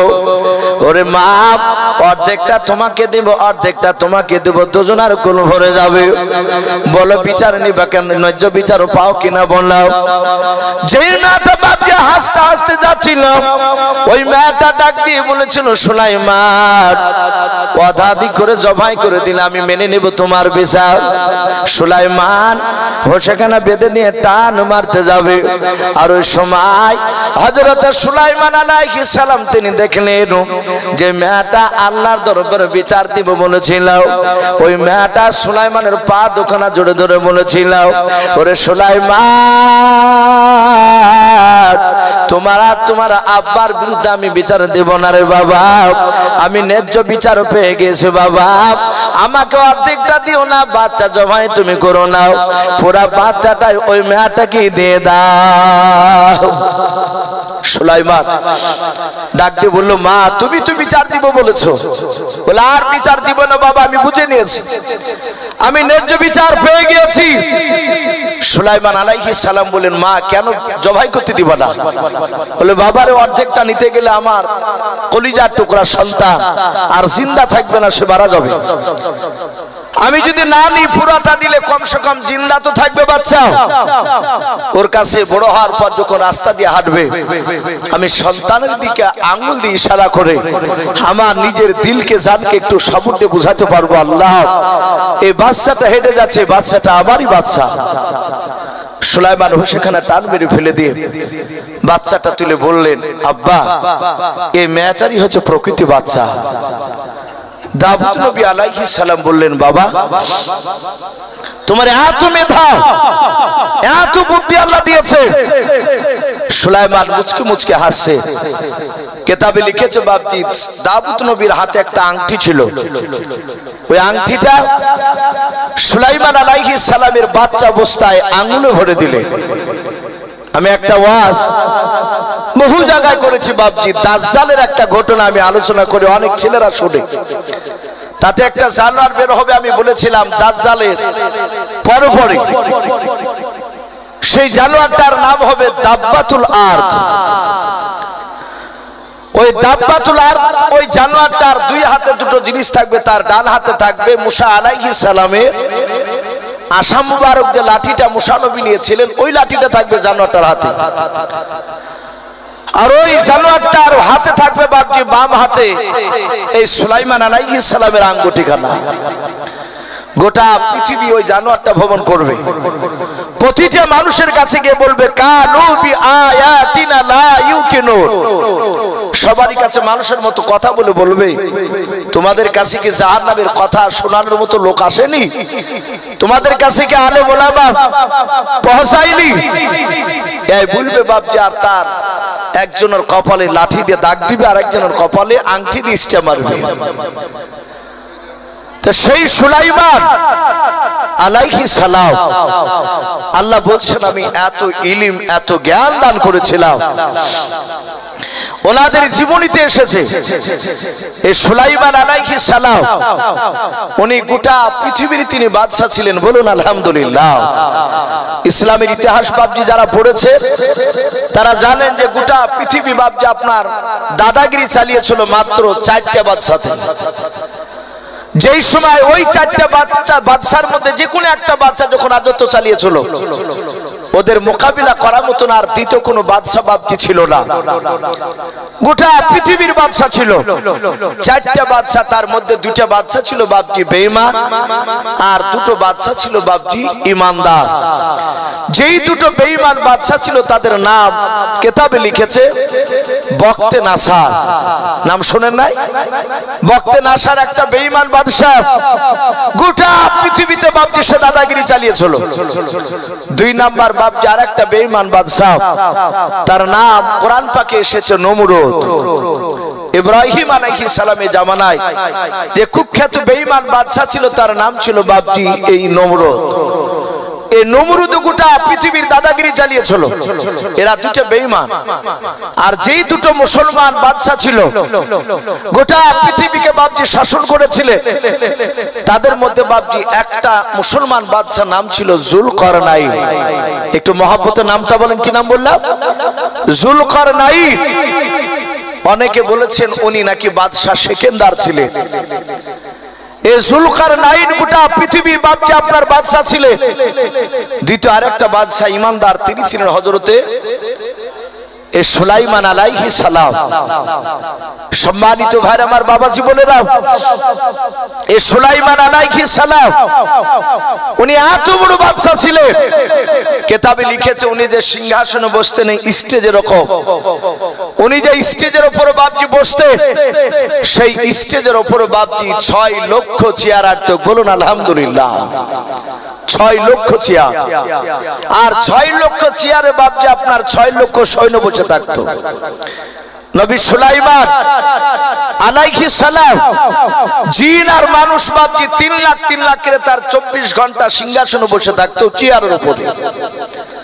সুলাইমান আল্লাহ রাব্বুল আলামিন বলেন আমি দুটো নবীকে সারা পৃথিবী মাখলুকাতের কথা বুঝার এবং বলার তৌফিক দিয়েছিলাম, শক্তি দিয়েছিলাম। এক নম্বর নবী হচ্ছে আপনার আমার নবী মুহাম্মদ সাল্লাল্লাহু আলাইহি ওয়াসাল্লাম। দ্বিতীয় আরেকটা নবী এই ছিল সুলাইমান। ওনারা সারা পৃথিবীর সবারই কথা বুঝতে পারতেন, বলতে পারতেন। আমার রাসূল রাস্তা দিয়ে যখন হাঁটতেন পাহাড়ি এলাকা দিয়ে, গাছে নবীকে ডাকে সালাম দিতেন। বলুন আলহামদুলিল্লাহ। পাথর নবীজির সাথে সালাম দিয়ে কথা বলতে। হযরত সুলাইমান আলাইহিস সালাম বাপজি সারা পৃথিবীর সবারই সাথে কথা বলতে পারতেন। এই সুলাইমান ওনার জীবনীতে লিখেছে বাপজি তিনি ভ্রমণ করতে যাবেন, ঘুরতে যাবেন। সুলাইমান সিংহাসন নিয়ে বাপজি আকাশপথে যাতায়াত করতে। কোরআন শরীফে লিখেছে সুলাইমান কি বলছিলেন? وحشر لسليمان جنوده من الجن والإنس والطير فهم يوزعون। সুলাইমান আলাইহিস সালাম জিন আর মানুষ আর মাথার উপরে অনেকগুলো পাখি ছিল। ওই পাখি আর জিন বাপজি মানুষদেরকে লক্ষ্য করে নবী সুলাইমান ডাক দিয়ে বলেছিলেন ওরে জিন মানুষ পাখিরা, আমি এখান থেকে আমি ভ্রমণ করতে যাব, ঘুরতে যাব, বল তোরা আমার সঙ্গে ঘুরতে যাবে কি নাও? জিন আর মানুষ আর পাখি তাদের আপন আপন বাপজি ভাষায় নবী সুলাইমান আলাইহিস সালামকে ডাক দিয়ে বলেছিল নবী আপনি যেই দিকে নিয়ে যাবেন সেই দিকে আমরা যেতে রাজি আছি। আল্লাহর নবী সুলাইমান আলাইহিস সালাম বলেন তাহলে চল আমি তোমাদেরকে নিয়ে আমি অনেক দূরে ঘুরতে যাব। সুলাইমান আলাইহিস সালাম বাতাসকে বাপজি হুকুম করলেন। আমার আল্লাহ বলেন আমি ওয়া আলা কুল্লি শাইইন কাদির, আমি সর্বশক্তিমান আল্লাহ। আমি আমার নবী সুলাইমানকে আমার বাতাসটা নবী সুলাইমানের তাবে করে দিয়েছিলাম। বলুন সুবহানাল্লাহ। উনি যখনই হুকুম করতেন বাতাসে উড়ে নিয়ে চলে যেতেন। এই নবী সুলাইমান যাহাতে বাতাসকে বলেন বাতাস আমার সিংহাসন কানা তুই আকাশ পথে উড়ে নিয়ে চল। সুলাইমান আলাইহিস সালাম হুকুম করতে দিনে বাবা সাথে হাতে বাপজি আপনার ওই সিংহাসন খানা 6 লক্ষ সৈন্য নিয়ে বাপজি আকাশ পথে বাপজি পানি দিতে শুরু করলাম। হযরত সুলাইমান অনেকটা দূর বাপজি চলে গিয়েছেন। সুলাইমান যে জায়গা থেকে বাপজি আপনার ময়দানে সিংহাসন নিয়ে নামবেন কোরআন শরীফে বাপজি পাওয়া যায় সুলাইমান বলে আমি যে মাঠটাতে নামবো সিংহাসন খানা নিয়ে, আমি তাকে দেখলাম কোরআনে আল্লাহ বলেছেন হাত্তা ইদা আতাও আলা ওয়াদিন নামাল। সুলাইমান বলেন আমি দেখলাম ওই ময়দানে, যেই ময়দানে আমি গিয়ে নামবো, ওই ময়দানে দেখলাম হাজার হাজার লক্ষ লক্ষ পিঁপড়া ঘোরাফেরা করেছিল। হযরত সুলাইমান বলে আমি বাতাসকে বললাম বাতাস ওই দেখ ময়দান দেখতে পাওয়া যাচ্ছে, বলে হ্যাঁ ওই ময়দানে নিয়ে গিয়ে আমার সিংহাসন কেন নামিয়ে দেবে। যাহাতে আমি কথা বললাম আর দেখলাম ওই লক্ষ লক্ষ পিঁপড়ার মধ্যে থেকে বাবা একটা পিঁপড়া হঠাৎ করে কি জানো আমার দিকে তাকানোর পর, সুলাইমান নবীর সিংহাসনের দিকে তাকানোর পর তার সাথীদেরকে বাবজি কি যেন গুনগুন করে বললাম। সুলাইমান বলেন আমি সিংহাসন নিয়ে নামতে নামতে আমি দেখলাম লক্ষ লক্ষ পিঁপড়া সব হুড় হুড় করে তারা আপন আপন গর্তে চলে গেল। বলুন সুবহানাল্লাহ। সুলাইমান বলে সব পিঁপড়া গর্তে চলে গেল, শুধু একটা পিঁপড়া লক্ষ লক্ষ পিঁপড়ার মধ্যে একটা পিঁপড়া দাঁড়িয়ে আছে, সে গর্তে গেল না। সুলাইমান বলেন আমি নামলাম সিংহাসন থেকে জমিনে নামার পরে হেঁটে গিয়ে ওই যে পিঁপড়াটা দাঁড়িয়ে ছিল ওই পিঁপড়াটা ডান হাতে সুলাইমান ধরে বাম হাতে তালুতে নিলেন। নেয়ার পরে ডাক দিয়ে সুলাইমান পিঁপড়ার ভাষাতে পিঁপড়াকে বলছে এই পিঁপড়া এই তুই আবার সিংহাসন খানা দেখে এমন কি বললি তোর প্রজাদেরকে, আর তারা গর্তে হুড়হুড় করে চলে গেল। মাশাআল্লাহ, মা বোনদের কাছ থেকে 2700 টাকা আর 5 বস্তা সিমেন্ট পাওয়া গিয়েছেন। বলেন নারে তাকবীর। আল্লাহ তাদের সকলের দানকে আল্লাহ কবুল করুন, বলুন আল্লাহুম্মা আমিন। ভাই যেহেতু মসজিদের উন্নতি কল্পে জালসা আপনারা যথেষ্ট আমার হুজুরের হাতে দিয়েছে, এখানে অনেক বাপজি ভাই আছেন আপনারা দিয়েছে ভাই, বেশি নাই মাত্র আমি এই বক্তব্যের মধ্যে সুপাশের হুজুর বলেছিলেন যে বাবা একটু চায়ে দেখবা কিছু মানুষ দিবে আবার শেষের বেলা। যদি এখানে কোন আল্লাহর বান্দা বাপজি থাকে আমি 1000 2000 করে আপনাদের কাছে চাইবো না, অনেকে দিয়েছেন আপনারা, যদি পারেন 100 200 করে বাপজি টাকা, আর না হলে একটা বস্তা করে বাপজি সিমেন্ট, আমরা যদি বাপজি 20 জন যদি বাপজি আপনার লিখায় তো 20 বস্তা সিমেন্ট হয়ে যাবে ইনশাআল্লাহ। অনেক টাকা দরকার আছে বাপজি মসজিদে, তাই ভাই আমি মিনিট কয়েক মিনিটের মধ্যে একটু দেখতে চাই যদি কেউ থাকেন 200 100 500 নাহলে বাপজি 1 বস্তা করে সিমেন্ট, জি যদি থাকেন কোন বাপজি কোন ভাই একটু আসি। দুনিয়া সব পড়ে থাকবে বাপজি, খালি হাত নিয়ে বাপজি আমাদেরকে কবরে যাওয়া লাগবে। বাদশা সেকেন্দার এই যে জুলকারনাইন যার কথা বলছিলাম, গোটা পৃথিবীর বাদশা চালানোর পরে ওনার ভক্তদেরকে বলেছিলেন বাবা আমি ইন্তেকাল করে গেলে আমাকে যখন কাফন পরাবা খাটলিতে করে যখন নিয়ে যাবা তখন কাফনের বাইরে আমার দুখানা হাত একটু বের করে দিও। লোকেরা বলল হুজুর, লোকে ঠাট্টা করবে যে গোটা পৃথিবীর বাদশাহ হওয়ার পর মৃত্যুর পর আবার হাত পেতে চাইতে চাইতে কবরে যাচ্ছে। উনি কেঁদে কেঁদে বলেছিলেন আমি চাইতে চাইতে যাচ্ছি, এটা আমার উদ্দেশ্য নয়, মানুষকে আমি দেখাতে চাইবো দেখ গোটা পৃথিবীর বাদশাহ হওয়ার পরও মৃত্যুর পর দুখানা হাত নিয়ে শুধু খালি কবরে যেতে হচ্ছে। তাই ভাই আমাদেরকে সব ফেলে দিয়ে চলে যেতে হবে। অনেক জায়গায় এরকম শোনা যাচ্ছে মানুষ তার বাপকে দাফন করার আগে তার সয় সম্পত্তি ভাগ নিয়ে ঝামেলা শুরু করছে, অনেক জায়গায় এরকম ঘটছে। তাই ভাই শেষের বেলায় যদি কোনো বাপজি কোনো ভাই যদি থাকেন একটা বস্তা সিমেন্ট কিংবা 500 খান করে টাকা কাছে না থাকলে একটু ওয়াদা করবে যে আমি 1 সপ্তাহ কিংবা হয়তো 1 মাসে দিব ইনশাআল্লাহ। বাপজি কেউ হবে না, দুটি একটা লোক একটু আল্লাহর রাস্তায় একটু আসি, একটু আসি ভাই। আর খাস করে যারা কমিটি ভাই আছো আজকে জালসা, এই কমিটি ভাই এই দেখেন বেলামিতে ভাই আমার 100 টাকার দাতা, বলুন মারহাবা। আল্লাহ তাআলা 100 টাকা দানকে আল্লাহ কবুল করুন। ভাই আসি কমিটি ভাই যারা আছো ভাই, তোমরা এখনো নাম লিখাওনি, তোমরা 500 খান করে যদি টাকা লিখাও ইনশাআল্লাহ অনেক টাকা হয়ে যাবে। ভাই চলে যাবেন না ভাই, একটু আসি। সুবহানাল্লাহ বলেন, আরে তাকবীর। এই সন্টমূর্ণ নামে দেখো বান্দা কোথায় যে ছিল, আল্লাহ নাম শুনে দেখো 500 টাকা দিলাম। 500 টাকা বলে মলে করিও না হেলাম, নেকির খাতায় মলা লিখিও গো মেলাম। যার সাথে যে নিয়াতে করিয়াছে দান, দানকে কবুল করো তুমি সুবহানাল্লাহ আমিন। বেলামিতে দেখো বান্দা কোথায় যে ছিল, শেষের বেলা এসে দেখো 100 টাকা দিলাম। 100 টাকা বলে মলা করিও না হেলাম, নেকির খাতায় মলা লিখিও গো মেলাম। যার সাথে যে নিয়াতে করিয়াছে দান, দানকে কবুল করো তুমি সুবহানাল্লাহ আমিন। মাশাআল্লাহ। জানেরা বাবা তার স্বামীর নামে 1 বস্তা সিমেন্টের দাতা, বলুন মারহাবা। আল্লাহ তার 1 বস্তা সিমেন্টের দানকে কবুল করে নিও, তার স্বামীর কবর আযাবকে maaf করুন, বলুন আল্লাহুম্মা আমিন। ভাই খালি হাতে যাব না ইনশাআল্লাহ, আমরা কেউ আমরা 200 500 জি যা পারবে একটু মসজিদ একটু দিয়ে যায়। রেজাউল মন্ডল ভাই আমার, উনিও বলছেন আমি 500 টাকার দাতা, বলুন মারহাবা। এই রেজাউল মন্ডল দেখো বান্দা কোথায় যে ছিল, শেষের বেলা এসে দেখো 500 টাকা দিলাম। 500 টাকা বলে মনে করিও না হেলাম, নেকের খাতায় মলা লিখিও গো মেলাম। যার সাথে যে নিয়াতে করিয়াছে দান, দানকে কবুল করো তুমি সুবহান। ওগো বাড়ি দোয়া করি ওগো পাক রব্বানা, জান্নাতে খেলায়ও তুমি আঙ্গুর বেদান, আল্লাহুম্মা আমিন। ভাই আসো ভাই, আর যারা হয়তো খেতে গিয়েছেন তারা আলহামদুলিল্লাহ, তারা জাগতে হতো খাবার করেছে, না খেলে খাবারগুলো নষ্ট হবে।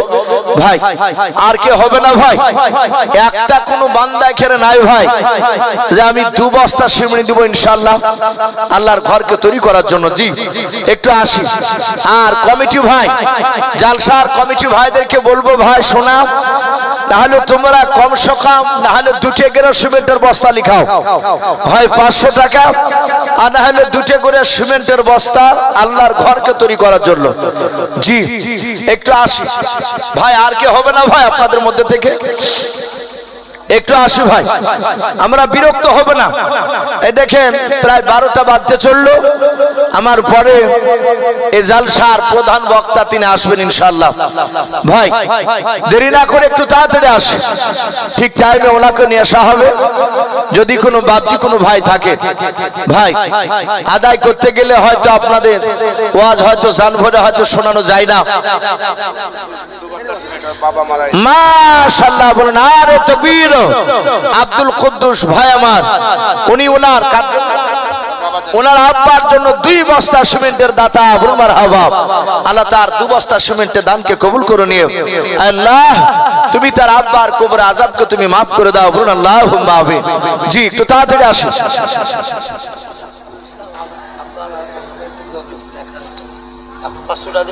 মাশাআল্লাহ, কি নাম বল? রাফিকুল ইসলাম। তার আব্বা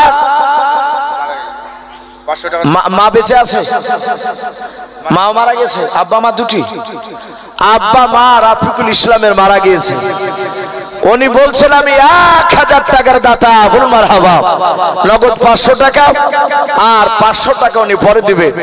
আল্লাহ যার বাপ নাই মা নাই সে জানে যে পৃথিবীটা কত কঠিন, বাপ মা কত দামি, তাই তার আব্বা মা চলে গেছে, তার আব্বা মা নামে 1000 টাকা দান করেছেন। গো মাওলা তুমি তার 1000 টাকার দানকে কবুল করে নিও, তার আব্বা মার কবর আযাবকে maaf করে দাও, বলুন আল্লাহুম্মা আমিন।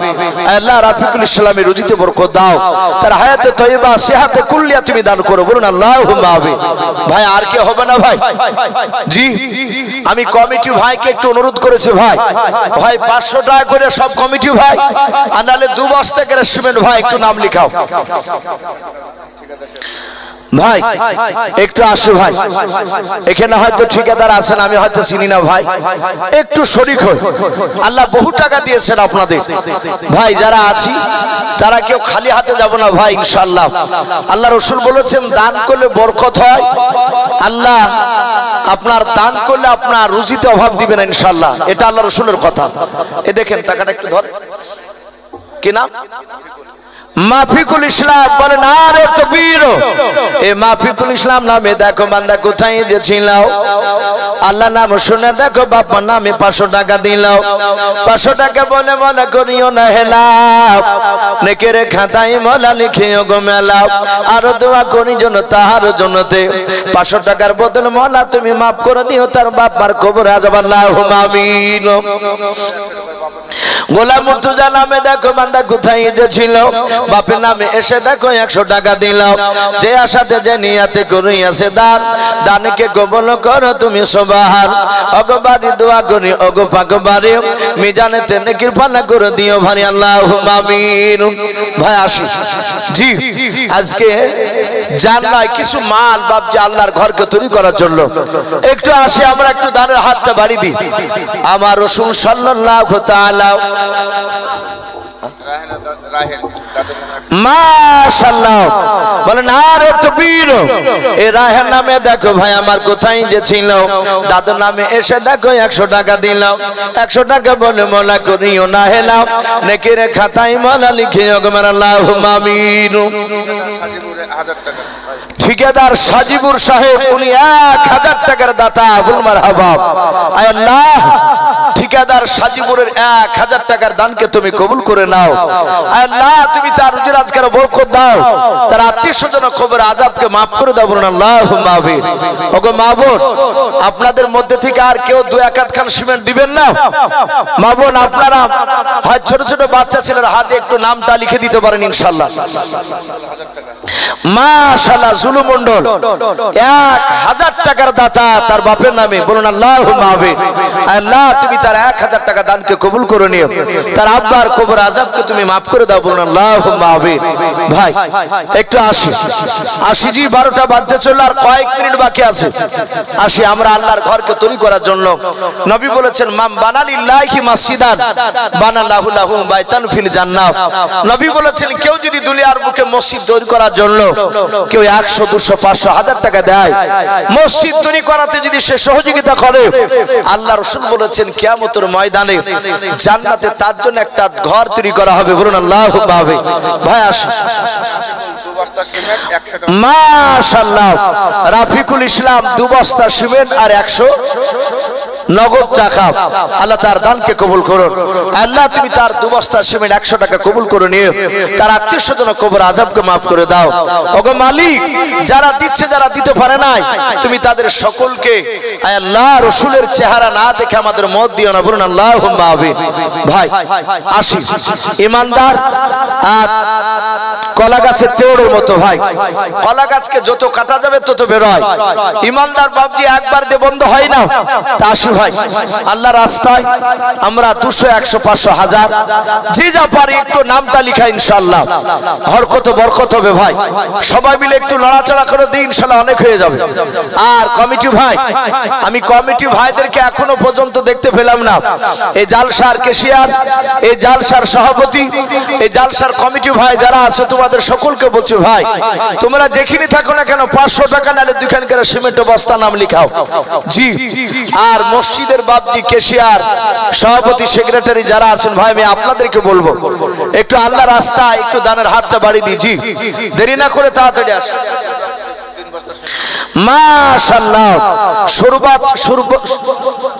সুবরাত শেখ উনি বলছেন আমি 3 বস্তা সিমেন্টের দাতা। আল্লাহ তার 3 বস্তা সিমেন্টের দানকে আল্লাহ কবুল করো। আল্লাহ, তুমি তার আত্মীয়স্বজন কবর আযাবকে maaf করে দাও। বলুন আল্লাহুম্মা আমিন। ভাই দেরি না করে একটু তাড়াতাড়ি আসেন। মা বোন, আপনাদের কাছ থেকে এখন পর্যন্ত আমি আর নাম পেলাম না, ওই কয়েকটা টাকা পাওয়া ছাড়া। সিদ্দিক 100 টাকার দাতা, আল্লাহ তার দানকে কবুল করো জি। একটু আসি। আর সভাপতি সাহেব আমি বলবো ভাই, একটা ছেলে যদি ওই গেটের মুখখানে দাঁড় করাতে মা বোনদের কাছে, অনেকে একটু ইশারা করছে, হয়তো অনেকে দিতে পারে। বেলামিতে 500 টাকার দাতা। বল মারহাবা। আল্লাহ তার 500 টাকা দানকে আল্লাহ কবুল করো।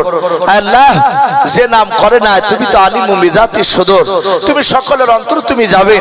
আল্লাহ, তুমি তার নেক মাকসুদকে তুমি পুরা করে দাও। ভাই আসি। আর আপনাদের মধ্যে থেকে ভাই কে হবে না 2-1 খান সিমেন্টের বস্তা জি একটু আসি আল্লাহর ঘরকে তৈরি করার জন্য, আল্লাহর মসজিদকে বাপজি সুন্দর করে বানানোর জন্য আমরা আসি। অনেকে ভাববো যে আমাদের তো মসজিদ নাই, আমরা অনেক দূর থেকে এসেছি। ভাই এই মসজিদে আপনি দান করলো, আপনি যেখানে শুয়ে থাকুন না কেন, এই মসজিদে যত লোক কিয়ামত পর্যন্ত নামাজ পড়বে আপনার নামে কবরে বাপজি নেকি যেতে থাকবে। তাই যদি ভাই কেউ থাকেন শেষের বেলা একটু আসি। আল্লাহর নবী জনাবে মুহাম্মদ রাসূলুল্লাহ সাল্লাল্লাহু তাআলা আলাইহি ওয়াসাল্লাম বিশ্ব রাসূলের বাপজি জামানায় সাহাবাদেরকে সামনে বসে রেখে নবীর যুদ্ধের বাপজি কিছু সামান কেনার জন্য সাহাবাদেরকে বলেন, ওগো সাহাবা, আজ তোমাদের কাছে আমি জান চাইছি না, আজ আমি তোমাদের কাছে কিছু মাল আমি একটু চাইছি, যে যা পারবা তোমরা সবাই বাড়িতে চলে যাও, বাড়ি থেকে তোমরা মাল নিয়ে এসো, মালগুলো নিয়ে এসে আমার এখানে জমা দাও, সেগুলো বিক্রি করে আমি যুদ্ধের হাতিয়ার কিনবো। আল্লাহর নবীজির কথা শোনার পর সাহাবারা বাপজি বাড়িতে চলে গেলেন। হযরতে আবু বকর সিদ্দিক রাদিয়াল্লাহু তাআলা নহর বাবা বাড়িতে যা ছিল সবগুলো বাপজি নিয়ে গেলেন। ওমর ফারুক রাদিয়াল্লাহু তাআলা নহর তিনিও নিয়ে চলে গেলেন। সিরিনা নামে দেখো বান্দি কোথায় যে ছিল, পর্দানে হতে দেখো মওলা 500 টাকা দিলাম, 500 টাকা বলে মওলা করিও না হেলাও, নেকের খাতায় মওলা লিখে গো মেলা। সিরিনা নামে দেখো বান্দি কোথায় যে ছিল, পর্দার হতে দেখো আর 1 বস্তা সিমেন্ট দিয়ে গেল, যে আশাতে যে নিয়াতে করিয়াছে দান, দানকে কবুল করো তুমি সুবহান। অগবারি দোয়া করি অগ পাগমারি, মিজানেতে নেকির পানা করে দিও ভারী, আমি পাপী গুনাহগার দোয়া নাই জানি, সিরিনার জন্য দোয়া করবে ফাতেমা জননী, আল্লাহুম্মা আমিন। ও বাপজি ভাইরাও, সব সাহাবারা বাপজি আপন আপন মা নিয়ে রাসূলুল্লাহর দরবারে চলে গেলেন। আল্লাহর একজন নবীর সাহাবা জিনার নাম বাপজি কিতাবে এসেছে উমাইর, উমাইরের বাপজি দুখানা হাত ছিল কাটা। আল্লাহর নবী জনাবে মুহাম্মদ রাসূলুল্লাহ সাল্লাল্লাহু তাআলা আলাইহি ওয়াসাল্লামের দিনকে বাঁচানোর জন্য হযরত আপনার সাহাবা উমাইর বাড়িতে গিয়ে তার বিবিকে ডেকে বলেন, ওরে আমার বিবি দেখো ঘরে কোনো জবের দানা আছে কিনা, ঘরে 2-4 টাকা আছে কিনা দেখো বিবি। ওর বিবি বাপজি গোটা ঘরটা চিরুনি তল্লাশি চালালো, একটা গমের দানা বাপজি বাড়িতে পেলো না, গোটা ঘরটা খোঁজাখুঁজি করে রে ভাই একটা টাকা পেলো না। ওমার বিবি এসে বলে, স্বামী গো আপনার দুখানা হাত কাটা, এটা আল্লাহ রাসূল ভালো জানেন, আমরা অর্থহীন, আমরা গরিব, আমাদের ঘরে একটা টাকা একটা জবেরও দানা নাই যেটা আপনাকে দেব, ওটা নিয়ে গিয়ে রাসূলুল্লাহর দরবারে আপনি গিয়ে দান করে দেবেন। হযরত ওমর বলল, বিবি রে সব সাহাবা মাল নিয়ে যাবে, আজকে তো জান চাই নাই, আজকে মাল চেয়ে যারা বিবি, আমি ওমরের সাহাবা দোকানে হাত নাই বলে আমি আল্লাহ নবীর দরবারে খালি হাতে যেতে পারবো না। আনোয়ার শেখ নামে দেখো বান্দা কোথায় যে ছিল, আল্লাহ নাম শুনে দেখো 2 বস্তা সিমেন্ট দিয়ে গেল, যার সাথে যে নিয়াতে 2 বস্তা সিমেন্ট করে গেল, দানকে কবুল করো তুমি সুবহান। অগবারে দোয়া করি অগো ফাকবারে মিজানেতে নেকির পানা করে দিও ভারী, আল্লাহুম্মা আমিন। নারে তাকবীর। কি না নাহারুন শেখ নামে ভাই আমার কোথায় যে ছিল, পর্দার আড়াল হতে দেখো 1 বস্তা সিমেন্ট দিয়ে গেল, যার সাথে যে নিয়াতে করিয়াছে দান, দানকে কবুল করো তুমি সুবহান।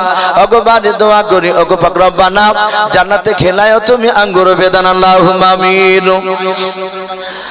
মাইনুল নামেতে দেখো ভাই আমার কোথায় যে ছিল, শ্বশুর নামে এসে দেখো 100 টাকা দিলাম, 100 টাকা বলে মোলা করিও না হেলাও, নেকের খাতায় মোলা লিখে ওগো মেলাও, যার সাথে যে নিয়াতে করিয়াছে দান, দানকে কবুল করো তুমি সুবহান।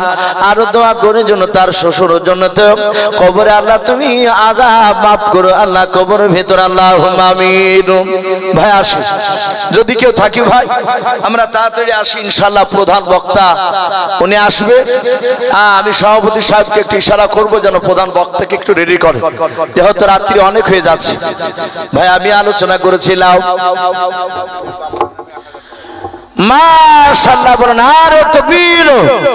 এই লাইলা বিবি নামে দেখো মা আমার কোথায় যে ছিল, বাপ নামে এসে দেখো 1000 টাকা দিলাম, 1000 টাকা বলে মোলা করিও না হেলাও, নেকের খাতায় মোলা লিখিও গো মেলাও, যার সাথে যে নিয়ত করিয়াছে দান, দানকে কবুল করো তুমি সুবহান। আমি পাপে গুনাহগার দোয়া নাহি জানি, লালা মায়ের জন্য দোয়া করবে ফাতেমা জননী আল্লাহুম্মা আমিন। বেনামিতে বান্দা দেখো কোথায় যে ছিল, আল্লাহ নাম শুনে দেখো 100 টাকা দিলাও, ওগো বাড়ি দোয়া করি ওগো পাক রব্বানা, বেনামিকে তুমি খেলে তুমি জান্নাতে আঙ্গুর বেদান আল্লাহুম্মা আমিন। ও বাপজি ভাইরা, আমি বলছিলাম সে উমায়ের সাহাবা দুখানা বাপজি হাত কাটাও, হযরত ওমর চিন্তা করে না চিৎকার করে বলল, ওরে বিবে শুনে নাও, সব সাহাবারা আল্লাহ নবীর দরবারে আজকে মাল নিয়ে যাবে, আমি উমায়ের তার সাহাবা দুখানা হাত নাই বলে গনি বলে আমি কিছু নিয়ে যেতে পারবো না, এটা হতে পারে না। ওরে বিবি আমি চললাম, আমি কোন বাড়িতে কারো বাড়িতে কাজ করার পর তার বিনিময়ে যেই টাকা দিবে যেই গমগুলো দেবে সেইগুলো নিয়ে গিয়ে রাসূলুল্লাহ দরবারে গিয়ে জমা দিব। আল্লাহর নবী জনাবে মুহাম্মদ রাসূলুল্লাহ সাল্লাল্লাহু তাআলা আলাইহি ওয়াসাল্লাম তিনি বসে বসে দেখছিলেন দান দেওয়া। উমায়ের বাপটি এক ইহুদির বাড়িতে চলে গেল, ইহুদি ডাক দিয়ে বলে কে ভাই, উমায়ের হাত কাটা দুখানা হাত নাই। উমার বলেন ভাই ইহুদি আমি রাসূলুল্লাহর সাহাবা। ইহুদি বলল কেন তুমি আমার বাড়িতে এসেছো বলো। ওই সাহাবা উমার ডাক দিয়ে বলেছিল ভাই আমি তোমার কাছে ভিক্ষা সাহায্য চাইতে আসিনি। বলে কেন ডাক দিলে, বলো ভাই আমার রাসূলুল্লাহ তার দিনকে টিকে রাখার জন্য আর ধন সম্পদ থেকে কিছু মাল চেয়েছে রে ভাই, আমার বাড়িতে টাকা নাই, আমার বাড়িতে শুনে নাও গম পর্যন্ত একটা দানা নাই, তাই খালি হাতে যাব না, তাই তোমার দরবারে কাজ করতে এসেছি রে ভাই, তুমি আমাকে একটা কাজ দাও যে কাজটা আমার দ্বারাই করা সম্ভব হবে। উমায়ের বাপটি কথা কানা শুনে ইহুদির চোখ দুটো লাল হয়ে গেল। ইহুদি মনে মনে ভাবছে আমাদের দুশমন তোর নবী মুহাম্মদ সাল্লাল্লাহু আর তার দিনকে টিকে রাখার জন্য আমার বাড়িতে কাজ করতে এসেছে, এই উমার তোরা হাত কাটা, তুই কাজ করতে পারবি না বলে ভাই পায়ের দ্বারা কাজ থাকলে সেই কাজটা দাও। ইহুদি দেখলো এমন একটা কাজ দিব তুই মৃত্যু পর্যন্ত কাজ করতে পারবি না। উমায়ের পেছনকার জামাটা ধরে টানতে টানতে একটা খাজুর বাগানে নিয়ে গেল। বললো ভাই এখানে কেন? বলে উমারে ওই দেখি দাঁড়ায় পানি দেখতে পাচ্ছিস? বলে হ্যাঁ। বালতি তো দড়ি বেঁধে ইদারা থেকে এক বালতি করে টেনে দড়ি দিয়ে টেনে টেনে টেনে প্রতিটা খেজুর গাছে এক বালতি করে পানি দিবি, বালতি পিছু একটা করে তোকে খেজুর দেওয়া হবে। মাশাআল্লাহ। এ শরীফুল ইসলাম নামে দেখো কোথায় যে ছিল, পর্দার আড়াল হতে দেখো 2 বস্তা সিমেন্ট দিয়ে গেল, যার সাথে যে নিয়ত করিয়াছে দান, দানকে কবুল করো তুমি সুবহান। ওগো বাড়ি দোয়া করি ওগো পাক বাড়ি মিজানেতে নেকির পানা করে দিও ভাই আল্লাহুম্মা আমিন। ভাই ওমর বলল ভাই এই বালতি তো আমি টেনে তুলতে পারবো না যেহেতু আমার হাত নেই। ওমর বলল ভাই আর যদি কাজ তুমি বালতি না তুলতে পারো তাহলে আমার কাজ নাই, তুমি বাড়ি চলে যাও। হযরতে বাপজি ওমর বলল ভাই যাব না, একটু দয়া করে বালতিটা দড়ি দিয়ে তুমি বেঁধে দাও। ওমর বাপজি হুকুম করেন ইহুদি দড়ি দিয়ে বেঁধে দিলাও। হযরতে বাপজি আপনার সাহাবা ওমর বাপজি বলল ভাই ইহুদি শুনে নাও, তুমি দয়া করে বালতিটা ইদারায় তুমি ফেলে দাও। ইহুদি বাপজি বালতিটা ইদারায় ফেলে দিলাম। ইহুদি বলল আমি চলে গেলাম, যা বালতি তুমি তুলবা তো বালতি আমার কাছে গিয়ে বলবা আমি তটা খেজুর দিয়ে দেব। ইহুদিরা জানতো আল্লাহর নবী জনাবে মুহাম্মদ রাসূলুল্লাহ সাল্লাল্লাহু তাআলা আলাইহি ওয়াসাল্লামের বাপ যে যারা অনুসারী হয় তারা কোনোদিন মিথ্যা কথা বলে নাই, বলুন সুবহানাল্লাহ।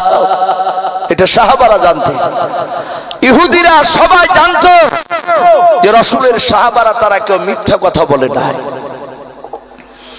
ওমর বাবা পা দিয়ে দড়িখানা বাপজি ধরল, বাম পা দিয়াও, ডান পা দিয়ে বাপজি দড়িখানা দিয়াও, পা দিয়ে নড়াচ্ছে বালতি পানিতে নড়াচড়া করতে গিয়ে বালতি ভরুন হয়ে গেল। পানিতে যখন ভর্তি হয়ে গেল বালতিটা ওমায়ের দাঁত দিয়ে বাপজি দড়িখানাকে চেপে ধরলেন, ঝাটকায় ভাবে টান মেরে টেনে বাবা ওমর পা দিয়ে বাপজি আপনার দড়িখানা টেনে টেনে দড়ি ইদার আর কাদার সঙ্গে ওমর পেট দিয়ে বাপজি চেপে ধরে, আবার বাপজি দাঁত দিয়ে বাপজি সামনে দড়িখানা একটু চেপে ধরে, আবার ঝাটকা টান দেয়। এইভাবে টেনে টেনে ওমর এক নাই 10 বালতি পানি উঠিয়েছে। বলুন সুবহানাল্লাহ। হযরত ওমর 10 বালতি পানি তোলার পর ওমর পেটের দিকে তাকে দেখেন বাবা দড়ির ইদারার সাথে চাপ লেগে ঘোষটল লেগে ওমরের পেটের চামড়া বাপজি বিনে রক্ত বেড়ে গিয়েছে, দড়িখানা লাল হয়ে গিয়েছে, ইদারার কাদাটা বাপজি রক্তে লাল হয়ে গিয়েছে। ওমর দেখলো না নাও আমি আর তুলতে পারছি না, 10 বালতি তুলেছি, আমার নবীর কাছে গিয়ে বলবো 10টা খেজুর দিয়েছিল আমাকে নিয়ে এসেছে, 10টা খেজুর নিয়ে গিয়ে আল্লাহ নবীজির কাছে আমি খালি হাতে এসে আমি এই 10টা নিয়ে যাওয়া ভালো হবে। ইহুদির বাড়িতে চলে গেলেন, ইহুদির দরজায় ডাক দিয়ে হযরত সাহাবা ওমর ডাক দিয়ে বলেছিলেন, ইহুদি ভাই। ইহুদি দেখলো সেই যুবক ওমর ডাক দিতেছে, ওই ইহুদি বেরিয়ে এসে বলল, ভাই বুঝি কাজ করতে পারো না, বাড়ি চলে যাবা। ওমর বলে, ইহুদি ভাই একবার তুমি আমার পেটের দিকে চেয়ে দেখো। পেটে তাকে দেখলেন বাবা রক্তে বাপজি লাল হয়েছে। ইহুদি বলল, ভাই এত কষ্ট কেন করেছে, পেটে রক্ত হলো কি করে বলো। সব ঘটনা খুলে বললেন, ভাই আমি তোমার খেজুর বাগানে ইদারা থেকে 10 বালতি পানি উঠিয়েছি, আমি 10টা খেজুর মালিক, 10টা খেজুর দিয়ে দাও। আমার রাসূলের দরবারে সব সাহাবারা মাল নিয়ে চলে গেছে, আমি খালি হাতে থাকতে পারবো না। আল্লাহর নবী জনাবে মুহাম্মদ রাসূলুল্লাহ সাল্লাল্লাহু তাআলা আলাইহি ওয়াসাল্লাম তিনি আমার দিকে চেয়ে আছেন, কখন আমি যাব। ওরে ইহুদি ভাই তাড়াতাড়ি দাও। ইহুদি 10টা খেজুর নিতে গিয়ে বাবা একটা পুটলার ভেতরে বাবা ইহুদির বাপজির রহমশন হলো দিলে তিনি চিন্তা করলো না না 10 বালতি পানি তুলতে গিয়ে পেটে ব্যথা হয়েছে, চামড়া ভেঙে গিয়েছে, এ লোকটা কষ্ট করে পানি তুলেছে, আরো বাপজি এক্সট্রা 100টা খেজুর বেশি দিয়ে দিয়েছে। 110 খেজুরটা হাতে করে নিয়ে পুটলায় বাপজি আপনার ভরে দিয়েছে। ইহুদি এসে বলল, ভাই নাও। বললো, ভাই আমি তো হাতে করে নিয়ে যেতে পারবো না, আমার মাথায় বসে দাও। মাথায় বসে দিলে, বসে দেওয়ার পরে রাসূলের দরবারে চলে গেলেন। আল্লাহ রাসূল বললেন, গো ওমায়ে এ অবস্থা কেন তোমার? সব সাহাবারা কাঁদছেন, হাত নাই, তবু নবী এত মহব্বত, তো এত মহব্বত হযরতের সাহাবা কষ্ট করে বাপজি সেই খাজুর নিয়ে এসেছে। আল্লাহ রাসূল পবিত্র বরকতময় হাতখানা তার পেটে হাত বুলালেন। বলুন সুবহানাল্লাহ। পেটটা ভালো হয়ে গেল।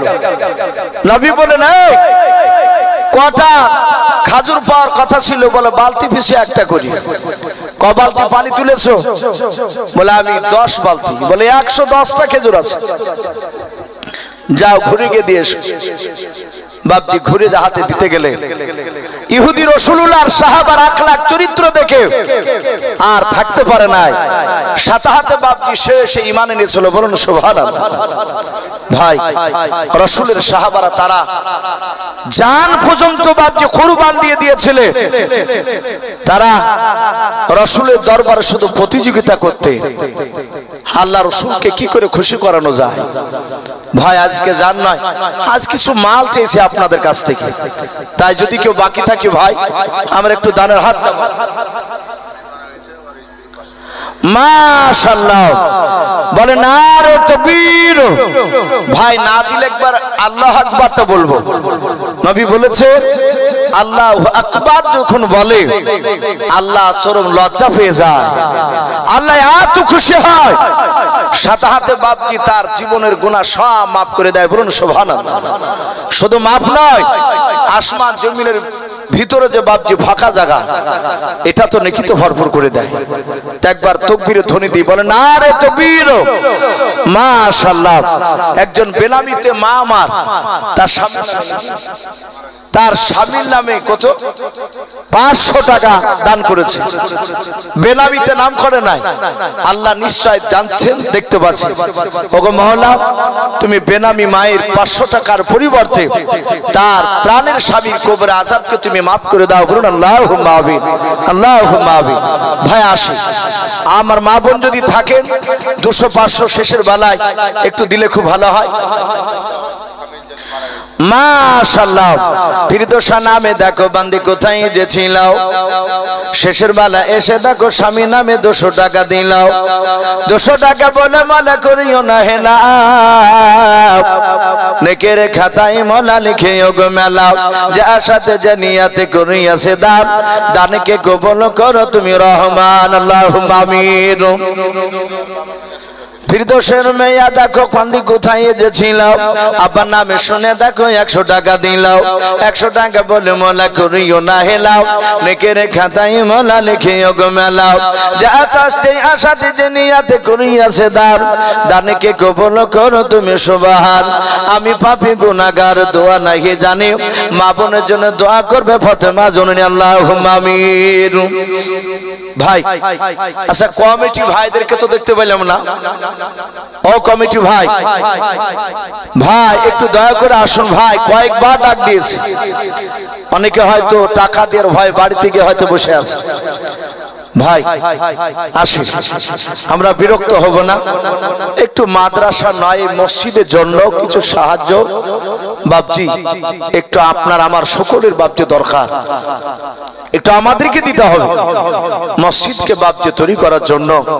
আল্লাহ রাসূল সাল্লাল্লাহু তাআলা আলাইহি ওয়াসাল্লাম বিশ্ব নবী আমার বাপজি তার স্ত্রী মা আয়েশা সিদ্দিকা রাদিয়াল্লাহু তাআলা আনহা বাপজি তিনি বলেছিলেন আল্লাহ রাসূলকে, ওগো নবী, ওগো নবী, আপনি এত কাঁদেন কেন? আপনার কবর দেখে এত কাঁদেন কেন? কেন এত কবরের কথা বলে? ভাই আমরা এখানে অনেক বাপজি ভাই রসিকার, আব্বাকার, মা কার, দাদা দাদি, নানা নানি অনেকে চলে গিয়েছে। মাশাআল্লাহ। বেনামিতে একজন আল্লাহর বান্দা তার বাপ মার নামে এবং শ্বশুর শাশুড়ির নামে 4 জনের নামে বাপজি 500 টাকার দাতা। বলুন মারহাবা। আল্লাহ তার 500 টাকা দানকে কবুল করে নিয়ে তার বাপ মা, তার শ্বশুর শাশুড়ির কবরে আযাবকে মাফ করুন। বলুন আল্লাহুম্মা আমিন, আল্লাহুম্মা আমিন। ভাই কবর এত ভয়ঙ্কর কঠিন, এত কবর বাপজি খতরনাক বলা হয়েছে। আপনার আমার রাসূল সাল্লাল্লাহু তাআলা আলাইহি ওয়াসাল্লাম বিশ্ব দরদি নবী আমার জান্নাত জাহান্নাম বাপজি মেরাজের রাত্রিতে ঘুরে এসে সাহাবাদের সামনে আলোচনা করলে, আলোচনা করার পরে নবীজির কলিজার টুকরা বিবি হযরতে খাদিজাতুল কুবরা রাদিয়াল্লাহু তাআলা আনহার কাছে এসে বলেন, খাদিজা তুমি সাবধান হয়ে যাও, আমি জান্নাত জাহান্নাম ঘুরতে গেলাম, আমি দেখলাম বেশিরভাগ জাহান্নামী মেয়েরা তারা জাহান্নামের আগুনে, তারা বেশিরভাগ মেয়েরা তারা জাহান্নামের আগুনে শাস্তি ভোগ করছে, তাদেরকে কঠিন শাস্তি দেওয়া হচ্ছে। এই খাদিজা তুমি ভেবো না যে আমার স্বামী পয়গম্বর রাসূল বলে আমার কবরে কোনো বেয়াদবি হবে না, আমার কবরে হয়তো কোনো আযাব হবে না, এটা ভেবো না। খাদিজা তুমি সাবধান হয়ে যাও, আল্লাহ কোরআনে যেভাবে চলতে বলেছে সেভাবে চলো, আমি রাসূল যেভাবে চলতে বলবো সেইভাবে চলো। আল্লাহ রাসূল জাহান্নামের বায়ান বাবজি আলোচনা করে চলে গেলেন। নবীজির একটা ছোট্ট বিটি ছিল, তার নাম ছিল বাবজি মা ফাতেমাতুজ জোহরা রাদিয়াল্লাহু তাআলা আনহা। উনি দেখলেন হযরতে খাদিজাতুল কুবরা, তিনি ঘর থেকে বেরিয়ে উঠোনে বসে বাবজি হঠাৎ করে তিনি হাওমা করে কেঁদে উঠলেন। কাঁদতে কাঁদতে কাঁদতে কাঁদতে খাদিজাতুল কুবরা তিনি মাটিতে বেহুশ হয়ে পড়ে গেলেন। মা ফাতেমাতুজ জোহরা রাদিয়াল্লাহু তাআলা আনহা তিনি ঘর থেকে দেখলেন মার কান্নার আওয়াজ, কাঁদতে কাঁদতে কান্না বন্ধ হয়ে গেল। মা ফাতেমাতুজ জোহরা রাদিয়াল্লাহু তাআলা আনহা বাবা মা করে কাছে গিয়ে নিজের মার বাপ যে মুখে হাত দেয়। খাদিজার বাপ যে আপনার তাকে দেখেন রে বাবা, তার মুখ দিয়ে বাপ যে আপনার ফেনা উঠে গিয়েছে। খাদিজা বাপ যে কোনো সাড়া দেয় নাই। আল্লাহ রাসূলের কলিজা টুকরা বেটি মা ফাতেমা তো জোহরা রাদিয়াল্লাহু তাআলা আনহা, উনি নিজের মাকে রেখে দিয়াও সোজা তার আব্বার কাছে নবীজির কাছে দৌড়ে চলে গেলেন। আল্লাহর দরুদি নবী জনাবে মুহাম্মদ রাসূলুল্লাহ সাল্লাল্লাহু তাআলা আলাইহি ওয়াসাল্লাম। আবার নবীজি মসজিদে নববীতে সেই সময় বাপ যে নামাজ পড়ছিলেন। হযরতে আপনার ফাতেমা মসজিদে যাওয়ার পর সালাম দিয়ে বলেন, আব্বা আমার মনে হয় এতক্ষণ আমার মা বেঁচে নাই। আল্লাহর নবীজি তার কলিজার টুকরা পিঠের আওয়াজ শুনতে পেলেন। আল্লাহর নবী ফাতেমাকে এত ভালোবাসতেন রে বাবা, নবীজের পিঠির কান্না আওয়াজ সহ্য করতে পারতেন না। আল্লাহ রাসূল তাড়াতাড়ি বাপকে সালাম ফিরিয়ে দিলেন। আল্লাহর নবী সালাম ফিরে ছোট্ট করে দোয়া করে বললেন, ওরে মা ফাতেমা তুমি আমাকে কেন তাড়াতাড়ি ডাকলে বললাম? ফাতেমা বলে, আব্বা আমার মনে হয় মা এতক্ষণ আর বেঁচে নাই। ওগো আব্বা আমার মা মারা গেলে আমি কাকে মা বলে ডাক দিব? আব্বা আপনি দৌড়ে চলেন আমার মাকে একটু ডাকুন, আমার মা কেন কথা বলে না? আল্লাহ রাসূল ফাতেমার বাপকে হাতখানা ধরে টানতে টানতে নিয়ে আল্লাহ রাসূল বাপকে বাড়ি চলে গেলেন। বাড়িতে গিয়ে দেখেন খাদিজা বেহুশ অবস্থায় পড়ে আছে। নবীজের বাপ যে পবিত্র বাপ যে বরকত তুমি হাতখানা খাদিজার মুখে হাত বোলালেন। আল্লাহর নবী বলেন, ওরে ফাতেমা ঘর থেকে ঠান্ডা পানি নিয়ে এসো। ফাতেমা দৌড়ে নিয়ে এসে পানি দিলেন। আল্লাহর নবী যে বরকতময় হাত দিয়ে পানি খানা নিয়ে খাদিজার বাপটি চেহারা চিটা মানেন খাদিজার জ্ঞান ফিরলাও। আল্লাহর নবী বলেন, খাদিজা তুমি কেন কাঁদতে কাঁদতে বেহুশ হয়ে গিয়েছিলে বলো? খাদিজা কোনো কথা বলে না। আল্লাহ রাসূলের চোখ দিয়ে পানি ঝরে যায়। ফাতেমা বাপজি হযরত খাদিজাকে বুকের সাথে বাপজি জোরে জোরে কাঁদে আর বলে, ওগো মা আমি তোমাকে মা মা করে তোমার সাড়া পেয়েছিলাম নাও। মা গো তোমার কি হয়েছিল, কেন কাঁদতে কাঁদতে বেহুশ হয়ে গিয়েছিলে বলো? নবী বলে, খাদিজা আমি তোমার পয়গম্বর স্বামী তোমাকে বলছি বলো তোমার কি হলো? খাদিজা আস্তে করে বলছেন, নবী গো আমার কিছু হয় নাই। বলে, তুমি কেন কাঁদতেছিলে বেহুশ হয়েছিলে বলো? খাদিজা নবীকে বাঁধা মেরে ধরে কেঁদে কেঁদে বলে, হুজুর নবী গো আপনি বললেন জাহান্নামের আগুন কঠিন ভয়ঙ্কর। আমি জাহান্নামে দেখতে গিয়ে দেখলাম বেশিরভাগ মা বোনেরা জাহান্নামের আগুনে পড়তেছে। ওগো নবী আপনার জীবদ্দশায় আমার কিছু হয়ে গেলে আপনি দৌড়ে এসে আমার পাশে এসে দাঁড়াচ্ছেন। বলে, হ্যাঁ ওগো নবী গো আপনার আগে যদি আমার ইন্তেকাল হয়ে যায় বলুন আপনি আমাকে কে করবেন? আল্লাহর নবী বলেন, ওরে খাদিজা যেইভাবে অন্য মেয়েদেরকে যেভাবে দাফন করা হয় ওইভাবে তোমাকেও দাফন করে দেব। আল্লাহর নবীজির বিবি খাদিজা ডাক নিয়ে বলে, হুজুর আপনার আগে যদি আমি মরে যাই ও নবী আপনি আমাকে দাফন করবেন? বলে, হ্যাঁ। খাদিজা কাঁদার বলে, হুজুর আমি আপনার মুখ থেকে শুনেছি মানুষকে কবরে দাফন করার পর সর্বপ্রথমে একটা ফেরেশতা আসবে, তার নাম আল্লাহর নবী বলেছেন রুম্মান আলাইহিস সালাম। ওই রুম্মান ফেরেশতা আসার পর বলবে, কুম্বি ইজনিল্লাহ তুমি আল্লাহর হুকুমে জিন্দা হয়ে যাও। ওই মায়াত ব্যক্তি বাপজি জিন্দা হয়ে বসে যাবে। রুম্মান আলাইহিস সালাম বলবেন, ভাই তুমি লিখো। ওই মায়াত ব্যক্তি বলবে, আমি লিখতে জানি না, আমার কাছে খাতা কলম নাই। রহমান বলবেন, ভাই তোমার সামনে যে মাটিটা আছে ওটা খাতায় পরিণত হবে, তোমার 5টা আঙ্গুল কলমে পরিণত হয়ে যাবে। যাহাতে রহমান বাপজি লিখতে বলবেন, কয়েক সেকেন্ডের মধ্যে বাপজি তার পুরা জিন্দেগির বাপজি ভালো আর খারাপ সব বাপজি আমল নামাতে বাপজি লেখা হয়ে যাবে। ছোট্ট আকারে বাপজি কাট করে তার গলায় ঝুলে দিয়ে ওই রুম্মান ফেরেশতা চলে যাবে। খাদিজা বলে, হুজুর আপনার মুখে আরো শুনেছি ওই ফেরেশতা চলে যাওয়ার পর আবার 2টা ফেরেশতা আসবে। ওই ফেরেশতার নাম মুনকার নাকির আলাইহিমুস সালাম।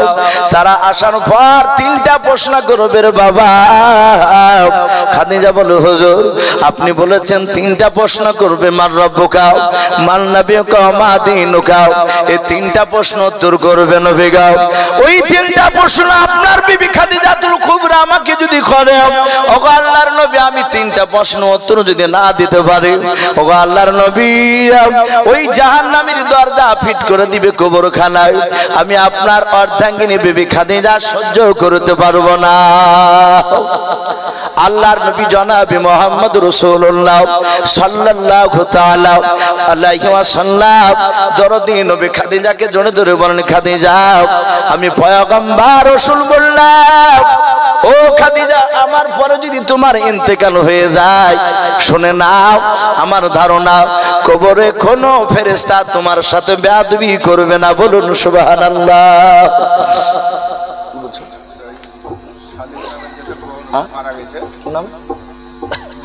এ বেনামিতে দেখো বান্দা কোথায় যে ছিল, আল্লাহ নাম শুনে দেখো 100 টাকা দিলাম, 100 টাকা বলে মোলা গুনিও না হেলাও, নেকের খাতায় মোলা লিখে ওগো মেলাও, যার সাথে যে নিয়াতে করিয়াছে দান, দানকে কবুল করো তুমি সুবহান। ওগো বাড়ি দোয়া করি ওগো পাক বাড়ি, মিজানেতে নেকির পালা করে দিও ভারি, আল্লাহুম্মা আমিন। আকালি শেখ নামে দেখো ভাই আমার এখানে যে ছিল কি না ছিল দেখো দানে বোঝা গেল, যোগ্য বাপের যোগ্য ছিল আকালি শেখ এখানে আসিয়া কত এক বস্তা সিমেন্ট দিল, দেখো আল্লাহকে ভাবিয়াও, যার সাথে যে নিয়াতে করিয়াছে দান, দানকে কবুল করো তুমি সুবহান। ওগো বাড়ি দোয়া করি ওগো পাক বাড়ি, মিজানেতে নেকির পানা করে দিও ভারি, আল্লাহুম্মা আমিন।